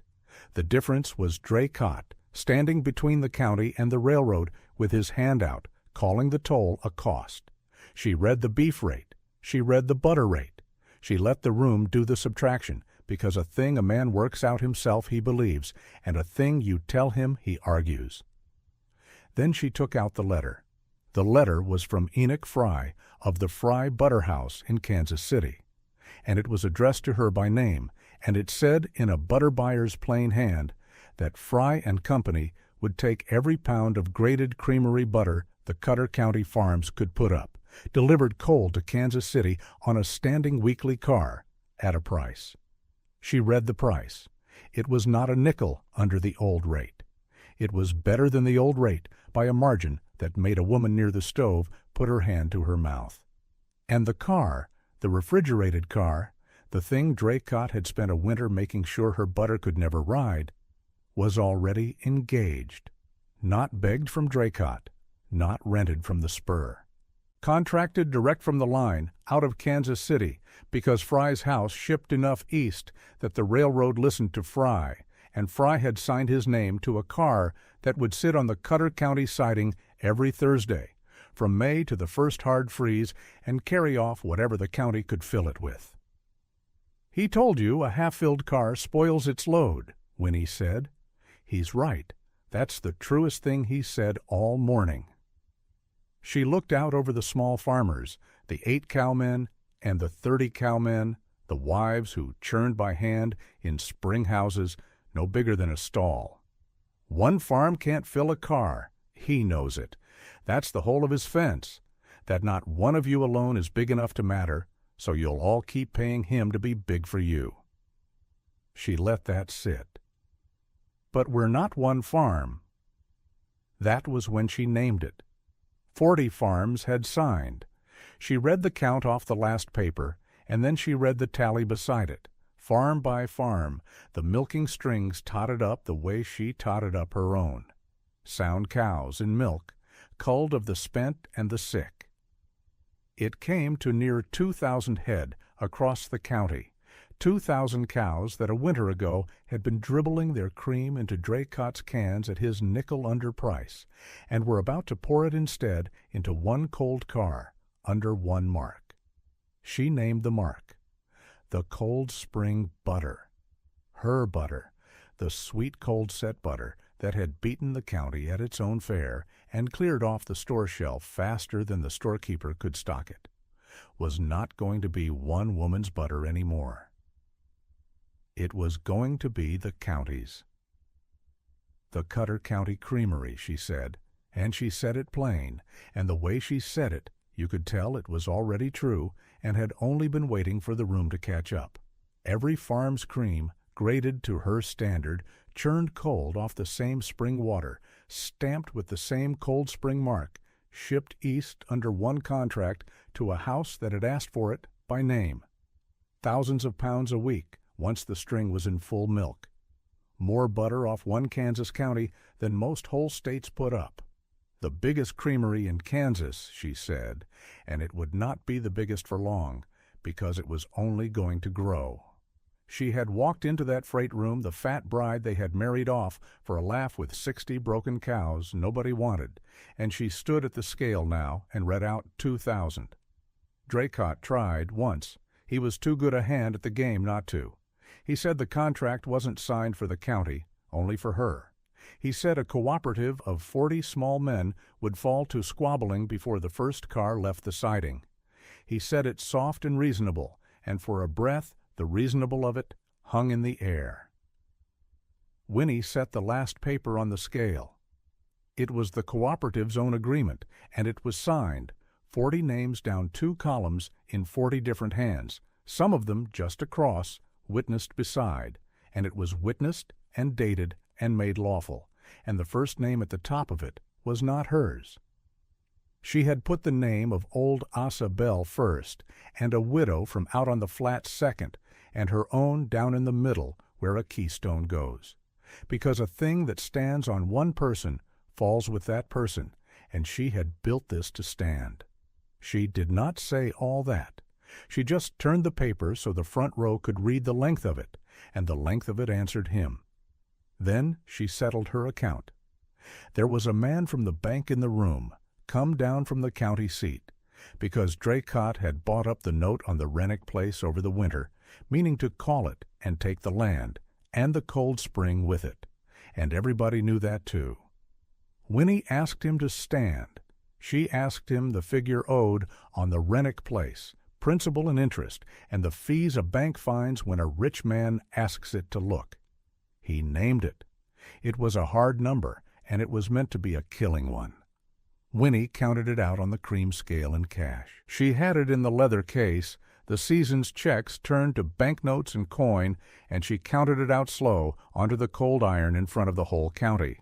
The first cream check that had made the storekeeper double take, and everyone after it, and the fair money, and the co-ops paid in shares, stacked and squared until it came to the figure and passed it.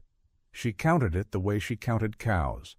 She did not stop until it was all standing there in the light from the freight door, more money than the room had seen in one place, made of butter, made of 60 spent cows doctored back, and a spring nobody else had thought was worth a thing.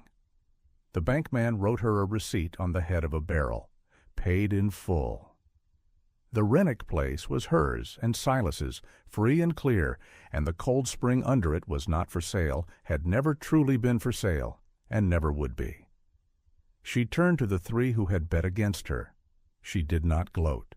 Gloating was Draycott's tool, and she would not pick up a man's tool to beat him with. She just paid what was owed, because a bet is a bet, and she was a woman who settled her accounts to the penny in front of witnesses. To Orrin Teague, who had said first frost, she owed nothing, and so she asked him for the $2 he had staked and lost, and held out her hand, and he put it in her palm, looking like a man handing over a tooth. To Del Massey, who had said spring, the same. To Cap Hurley, the liveryman, who had been so generous with his second winter. The second winter was gone now, thawed off the creek and running, and the herd was fat, and the marriage was standing, and the fat woman was reading 2,000 head off a paper. Cap paid his stake into her open hand without being asked, because a man will do that when a whole room is watching to see if he is the kind who welshes. 3 small coins. She did not need the money. She had just counted a fortune onto a scale. She took the coins anyway and closed her hand on them because the money had never been the point. The point was that they had said it out loud, and now they paid it out loud, and the whole county heard the coins drop. And Draycott. There is a moment when a wall comes down, and it is quieter than you would think. Draycott stood at the head of the room he owned and watched the county walk out from under his hand, farm by farm, name by name, and he understood before anyone else in the room did exactly how it had been done. He had cornered the cars, and she had gone over his head to the line. He had bought the note, and she had paid it in cash. He had set his price low to starve the little men, and she had made the little men into one big one who did not need his price at all. His beef still had to move east. It still had to ride the spur. And the standing car, the Thursday car, the only cold car that stopped at Drover's Cross, was engaged now to the Cutter County Creamery, on terms the creamery set. If Draycott wanted his beef in that car, ahead of the butter or behind it, he would ship it on her schedule and at the shared rate the co-op had agreed, the same rate for the Beef King as for the widow on the flats. He would ride in the car the fat woman filled, or he would watch it pull out full without him. He did not shout. Men like Draycott do not shout. He got his hat, and he got the particular gray look of a man reckoning what he has left, and he went out into the April light a smaller man than he had come in, and the door of his own freight room stood open behind him, and nobody rose to see him off. Winnie packed her papers back into the $11 case, slow, the way she did everything, while the room came apart into talk around her, men shaking hands, a wife crying without shame, old Isabel grinning at the rafters like they'd told him a joke. She latched the case. She had come in early so as not to be a guest, and she was not a guest now. She was the reason for the room. Silas was still at the back with his hat in his hands. He had not sat down the whole morning.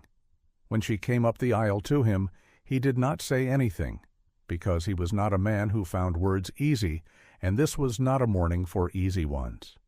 He just stepped aside to let her pass first through the door of the place that was theirs now, free and clear, and there was something in how he did it, the small, deliberate way he gave her the doorway, that said more than the 2,000 had.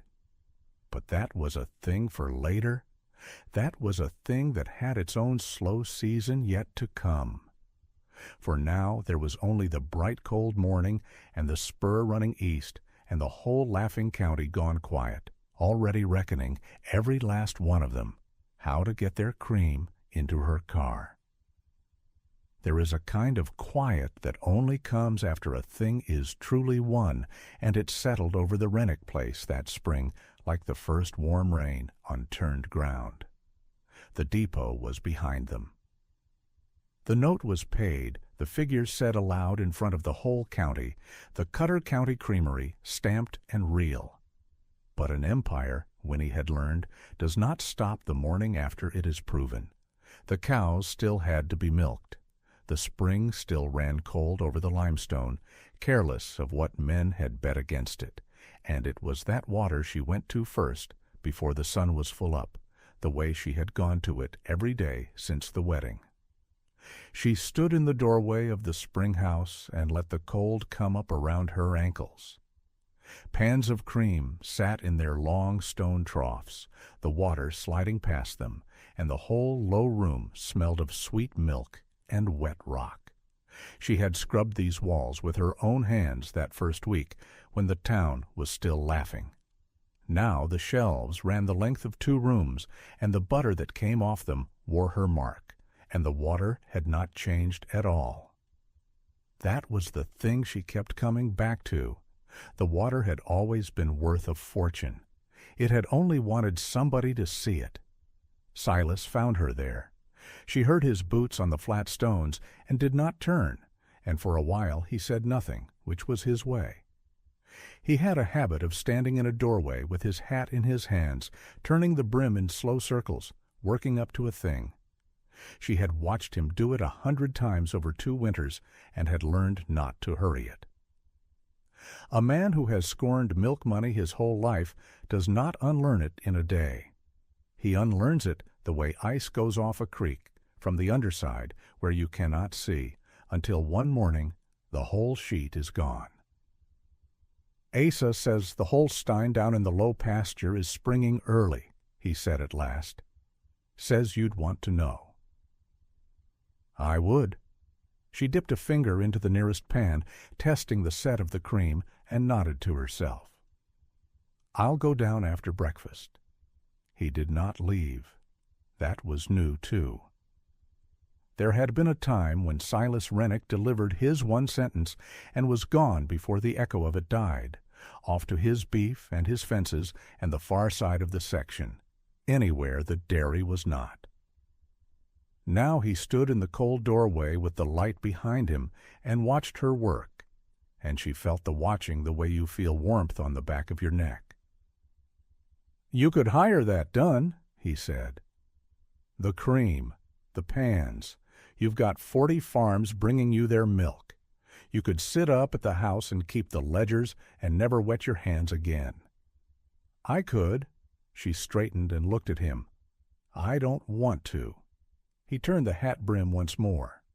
No, he said. I don't reckon you do. They walked back up to the house together through the wet grass, not touching, not talking. And it should not have meant anything, and it meant a great deal. 2 years back he had walked 3 paces ahead of her all the way from the church, ashamed to be seen at her side, and the whole town had marked it and grinned. Now he shortened his stride to hers without seeming to know he did it.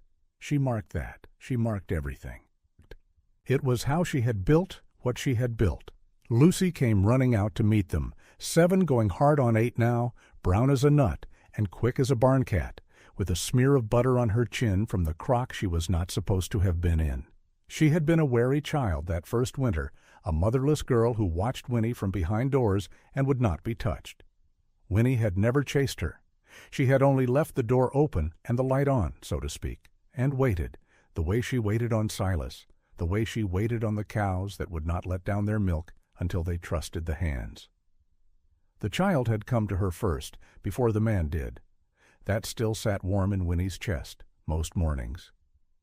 "Ma says, can I ride down to see the new calf?" Lucy said, breathless, and then the whole yard seemed to go still around the single word she had let fall so easily, so plainly, as though it had always been there. Ma. Winnie did not seize on it. She had schooled herself for 2 years not to seize on things, because the cows and the child and the man had all taught her the same lesson, that the thing you grab for pulls away, and the thing you stand quiet beside comes to your hand. So she only reached down and thumbed the butter off the girl's chin and said, "You can, if you've done your letters." And Lucy whooped and was gone toward the barn, and the word hung in the morning air between the 2 grown people left standing there. Silas was looking at Winnie. When she met his eyes, he did not glance away the way he once would have. "She's been saying it a week or better," he said. "To Asa. To the store? I wasn't sure you'd heard." "I heard." "It doesn't trouble you?" It was almost a question and not quite. He had a way of setting a thing down between them and leaving it there so that she could pick it up or not. "Silas," she said, "that child is mine. She has been mine since the night of the milk fever, near enough. I'd have earned her one way or another." She wiped her hands down her apron. "It doesn't trouble me. It's the truest thing anybody in this county has called me since I stepped off that train." He nodded slowly, and something in his weathered face moved and settled, the way ground settles after a long freeze finally lets go. And that was all of it, that morning. They went in and ate their breakfast, and Asa argued good-naturedly with Lucy about whether a calf could be named for a person, and the cream checks got tallied, and the world turned. But Winnie carried the morning with her all that day, down to the low pasture and back, the way you carry a warm stone in your pocket against the cold. It was near a month later, at the tail of a long day, that the wall came down for good, and it came down so quiet she nearly missed it. There had been trouble with a shipment. A car had run hot on the eastern grade, and 40 crocks of butter had gone soft before Kansas City, and Enoch Fry had sent a wire that was polite and worried both, and the whole cooperative had spent the day in a low panic, the small farm men who 3 winters back would not have crossed the road to help her now white-faced at the thought of losing the standing contract. Winnie had spent the day being calm at people. That was most of what running an empire was, she had found, being the calm thing in a room of frightened men so they could borrow it. By evening she had it worked out. She would re-ice from the New Creek house, ship a fresh run inside the week, eat the loss on the soft crocks, and write Fry herself in her own plain hand, owning the fault and naming the fix, because a buyer forgave a loss he could see you master. She had explained it twice to the co-op men and once to Asa, and by the time the last wagon rattled out of the yard, she was hollowed out with the effort of it, standing alone by the spring house in the last blue light, with her sleeves pushed up and her hair coming down from where it had been pinned that morning. Silas came out of the dark of the barn. He had heard all of it, she supposed. He had stood at the back of the crowd the way he always did now, saying nothing, letting her run it, and there had been a time when a beef man, watching a woman command a room of dairymen, would have curled his lip. She did not think he had curled his lip in a long while.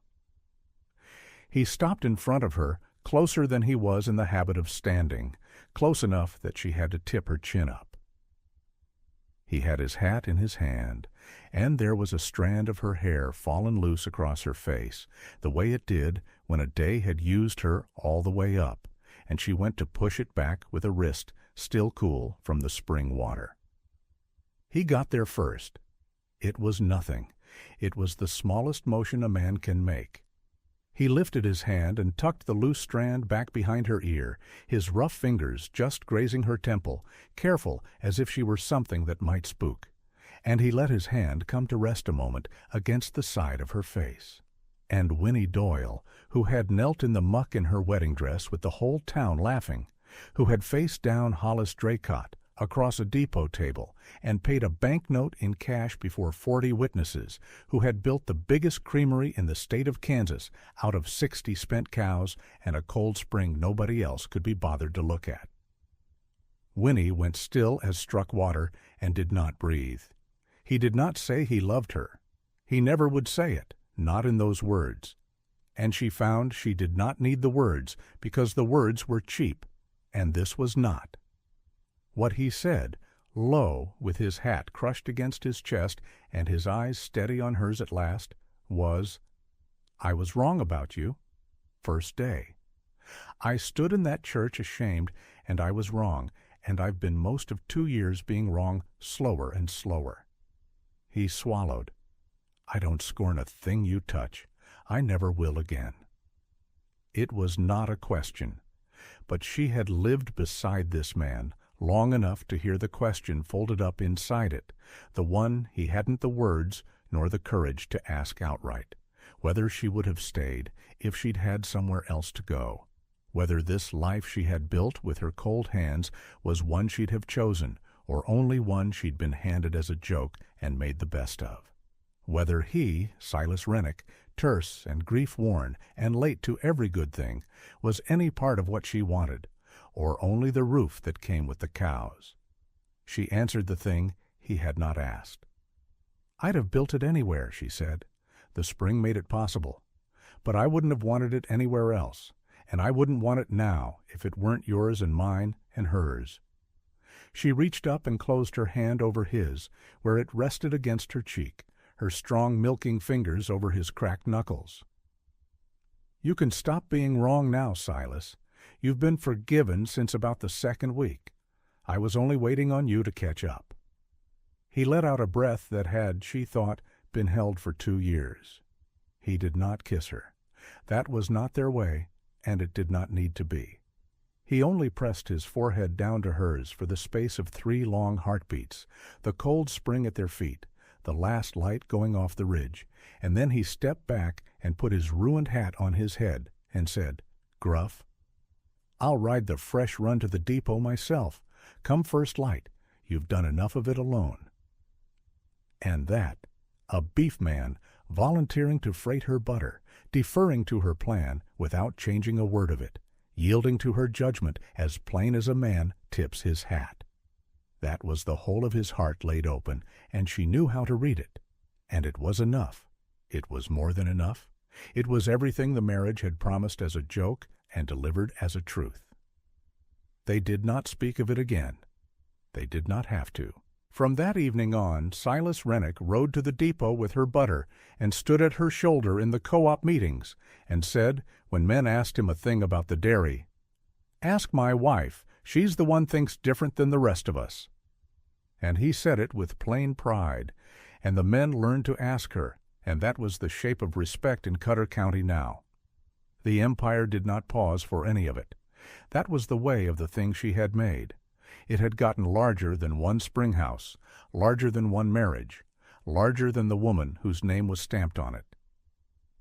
Over that summer and the fall that followed, 2 more farms out past the county line asked to bring their milk to the Cold Spring mark, and then 3 more, until the cooperative that had started with a dozen frightened wives ran to better than 40 families and near 2,000 head, and the wagons came in from dawn to dark. Enoch Fry stopped writing worried wires and started writing eager ones. The Kansas City butter house took every pound the creamery could ship and asked for more, and word went up the line to Chicago. And there came a day when a drummer passing through Drover's Cross swore he had seen the Cold Spring stamp on a butter crock in a hotel dining room in the city of St. Louis, a woman's plain mark from a Kansas creek, riding the rails clear across the middle of the country. Winnie heard that and only nodded and went back to her pans. She had known the water was worth a fortune the first morning she'd knelt at it. The rest of the world was merely catching up, the way Silas had caught up, the way the town had caught up, slow and grudging, and then all at once. She had her ledgers and her 40 farms, and her name sold east on butter that would not have existed without the cold, clean spring some men had thought worth stealing, and no man had thought worth building. She had a daughter who called her Ma without thinking about it. and a husband who took his hat off to her judgment, and 60 spent cows 2 years gone that had turned into an empire nobody in Kansas could match. The joke had long since stopped being funny to the ones who told it. To Winnie, it had never been a joke at all. It had only ever been a beginning, waiting on somebody with cold hands and a long patience to see what it could become. A spring will outlast the men who fight over it. Winnie Doyle had learned that the way she learned everything worth keeping, with her hands in the cold before the sun was full up. And on the morning she is thinking of now, the morning that stands in her memory for all the mornings that came after, she walked the same path she had walked as a bride and found the world entirely rearranged around her, and the water running just the same. The last thread was a small one, and she cut it clean. It came in the shape of Hollis Draycott, who had one more call to pay before he was done in Cutter County, for good. He came up the lane on foot, which was its own kind of admission, because Draycott had never once come to the Rennick place without a horse under him and a man or two behind. Now it was only the man, older looking than he had any right to be in the space of 2 winters, his good coat gone shiny at the cuffs. He stood at the edge of the yard where the co-op wagons were loading, and he did not come closer than the fence, and Winnie went out to him with her sleeves still pushed back and the smell of the churn on her. He had a paper in his hand. It was the last of the freight assignments, the standing allotment on the eastbound spur, and it had her name across the top of it now instead of his, printed there by the railroad's own clerk, because the volume was hers and the contract was hers, and there was no longer any question in Kansas City about whose butter filled the cold cars. He held it out to her over the rail. "They tell me I ship my beef when your butter's loaded," he said. "Not before." "That's the schedule," Winnie said. "It's a good one. It'll get your steers to market fresh." He looked at her a long moment, and whatever he had come to say, some last barb about butter money, some final measuring of her against the picture he'd carried of the fat bride handed 60 broken cows as a joke. None of it came out. The arithmetic had beaten it out of him. A man could sneer at a woman. He could not sneer at 40 farms and 2,000 head and a rail contract signed in a city he could not reach without her leave. "You could have sold to me," he said. "That first winter I'd have paid." "You'd have paid for the water," Winnie said, not unkindly. "Not the work? You never once saw the work." She took the paper from him and folded it and put it in her apron. "The spring's not for sale, Mr. Draycott. It never was. I only ever had to hold on long enough for everybody to figure that out." He touched his hat, the way a man touches his hat to somebody he has decided finally is above him, and he turned and walked back down the lane the way he'd come, on foot, past the loaded wagons, past the fresh painted board that read Cutter County Creamery in letters a foot high. And he did not look back, and she did not watch him go. There was a churning to see to. That was the whole of it. The man who had bought the note to break her walked off her land, and she went back inside to her butter, and the thread was cut, and it never bled. That was the last of him. The rest was building. Because the thing they none of them had understood, the townsman who bet against her and the beef king who tried to starve her out, was that she had never been building a season. She had been building a country. You could see it now from the rise above the spring house the way you could not see it when it was only 60 tired cows and a run-down dairy and a girl in a muddy wedding dress counting her enemies. You could see it from up there in a single sweep, and Winnie went up to that rise on the good mornings, early before the wagons, and let herself look. 40 farms. She could not see all of them from the rise, but she knew everyone, knew the wife who ran each dairy, and the number of head in each string, and the day of the week each brought its cream down to the creamery scales. 40 farms that 2 winters back had been dying one at a time under Draycott's low prices, small places worked by women whose men had gone to the beef ranches or gone to the ground, and every one of them was solvent now, notes paid down, roofs mended, children in shoes. 2,000 milk cows across the whole of the co-op, give or take the calving season. 2,000, when she had started with 60 and been laughed at for those. And out of those 2,000 cows, through the cold stone heart of the spring house and the ice house she had cut from the creek with her own crews, went thousands of pounds of butter a week. Not a season, a week. Cold set, sweet, stamped with the Cold Spring mark, loaded into refrigerated cars on the eastbound spur, and carried to Kansas City, and past it, to tables in cities Winnie Doyle would never see. Eaten by people who would never know there had been a wedding in Drover's Cross where the whole town gathered to watch a joke. The biggest creamery in Kansas. That was not her saying it. That was the Butterhouse men saying it, and the railroad saying it, and the paper down in Topeka that sent a man out to write about the woman who had done it, and the man had stood in her spring house with his hat off and asked her how, and Winnie had shown him the water. That was always the answer. The water. She would take him. She took all of them, the newspaper man, and the buyers, and the young wives who came from 3 counties over now to learn the trade. She would take them into the spring house where it was cold as a January cellar in the thick of July, and she would put her hand flat against the limestone where the cold spring came up out of the deep rock, clear and hard and colder than anything on the surface of the earth had a right to be. And she would say, This is what makes it, not me. This ran cold before there was a town to laugh, and it'll run cold after. I only had the sense to build the spring house right and keep it clean and let the water do what water does. They thought she was being modest. She was not being modest. She was telling them the exact truth, which is that an empire is mostly the sense to see what is already there and the grit to hold it against the men who want to take it from you. The town knew it now. That was the sweetest arithmetic of all, and it was arithmetic and not love, the way she had always known it would be. The town that had gathered on her wedding day to watch her fail did not love her. It worked for her. It was a different thing and a better one because love could sour and work paid wages. The storekeeper, who had double taken at her first cream check, now kept a whole cold case cleared for the Cold Spring mark and could not keep it stocked. The teamsters, who had grinned at the fat bride, now hauled her freight and were glad of the steady money. The 3 named men who had stood up at her wedding and bet aloud that the marriage and the herd would be dead by first frost, by spring, by the second winter. She had collected every one of those bets at the depot in front of the county, made them lay the money on the plank table one after another, and she had not kept it. She had put it in the co-op fund, all 3 purses, seed money for the next small dairy that came asking in.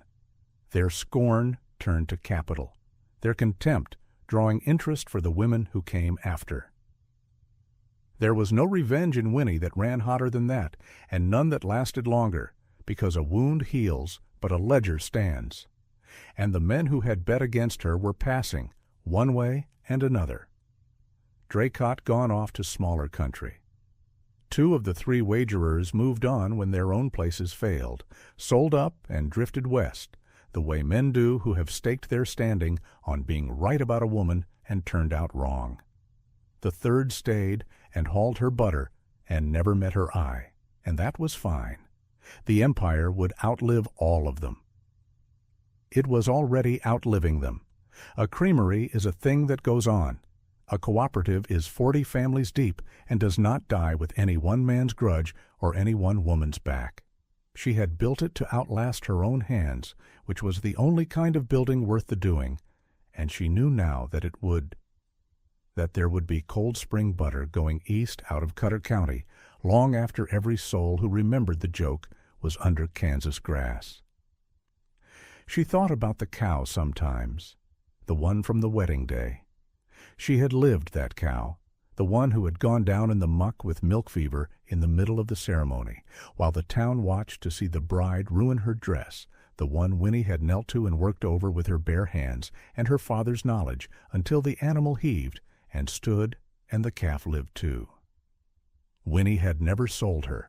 Through every culling of the herd, every hard accounting of which had earned her feed and which did not, That one old cow stayed, turned out in the near pasture where Winnie could see her from the spring house door, grazing slow and easy in the good grass, long past giving milk, and kept anyway. Asa Bell teased her about it, the only sentimental beast on a place run by the numbers. Winnie let him tease. That cow was not on the ledger. That cow was the whole point of the ledger, the first proof that spent was only ever another word for mismanaged, that the world had looked at 60 tired animals and seen garbage where Winnie had looked and seen a herd. If she had been wrong about that one cow in the mud, she would have been wrong about all of it. She had not been wrong. The cow grazed in the near pasture, old and fat and content, and lived out her days there, and when she finally went, it was of age and easy, in the grass, and Winnie stood over her a while and then went back to work, because that was how you honored a thing that had carried you. You kept the work it started. Lucy came up the rise to her most mornings. She was near 10 now and shot up tall and freckled from the sun, and she came up the path with the sure long stride of a girl who has never once doubted she belongs to the place she is standing on.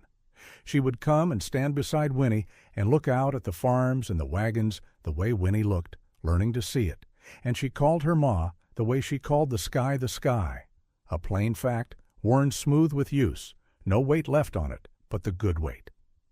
And down at the house, Silas would be in the yard with his hat in his hand, deferring some question to her, sending the buyer up to the spring house to wait on her word, standing back to let her judgment run the place, because he had learned, slower than the cows had learned it, slower than the town, that her judgment was the best thing on the land.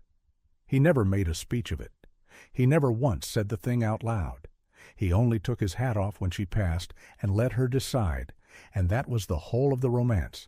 And it was enough, and it was more than enough, because respect a man chooses is worth 10 times a thing he only feels.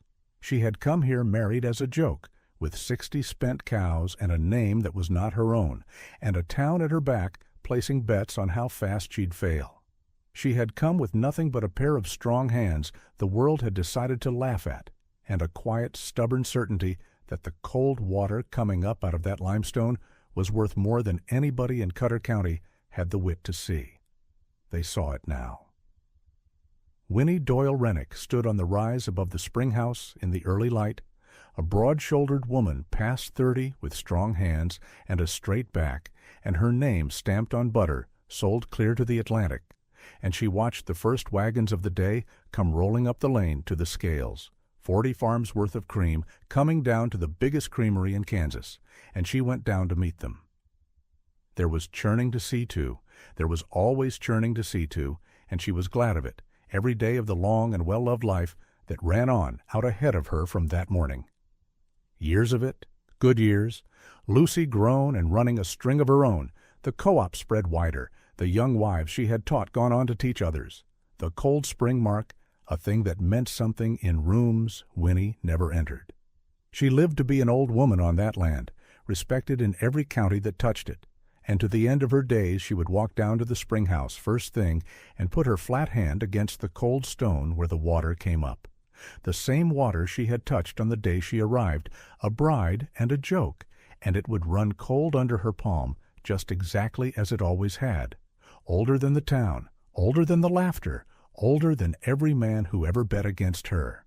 And hers. Hers now, and after her, the county's, and after that, whoever had the sense to see it and the grit to hold it. The spring ran cold. The butter went east.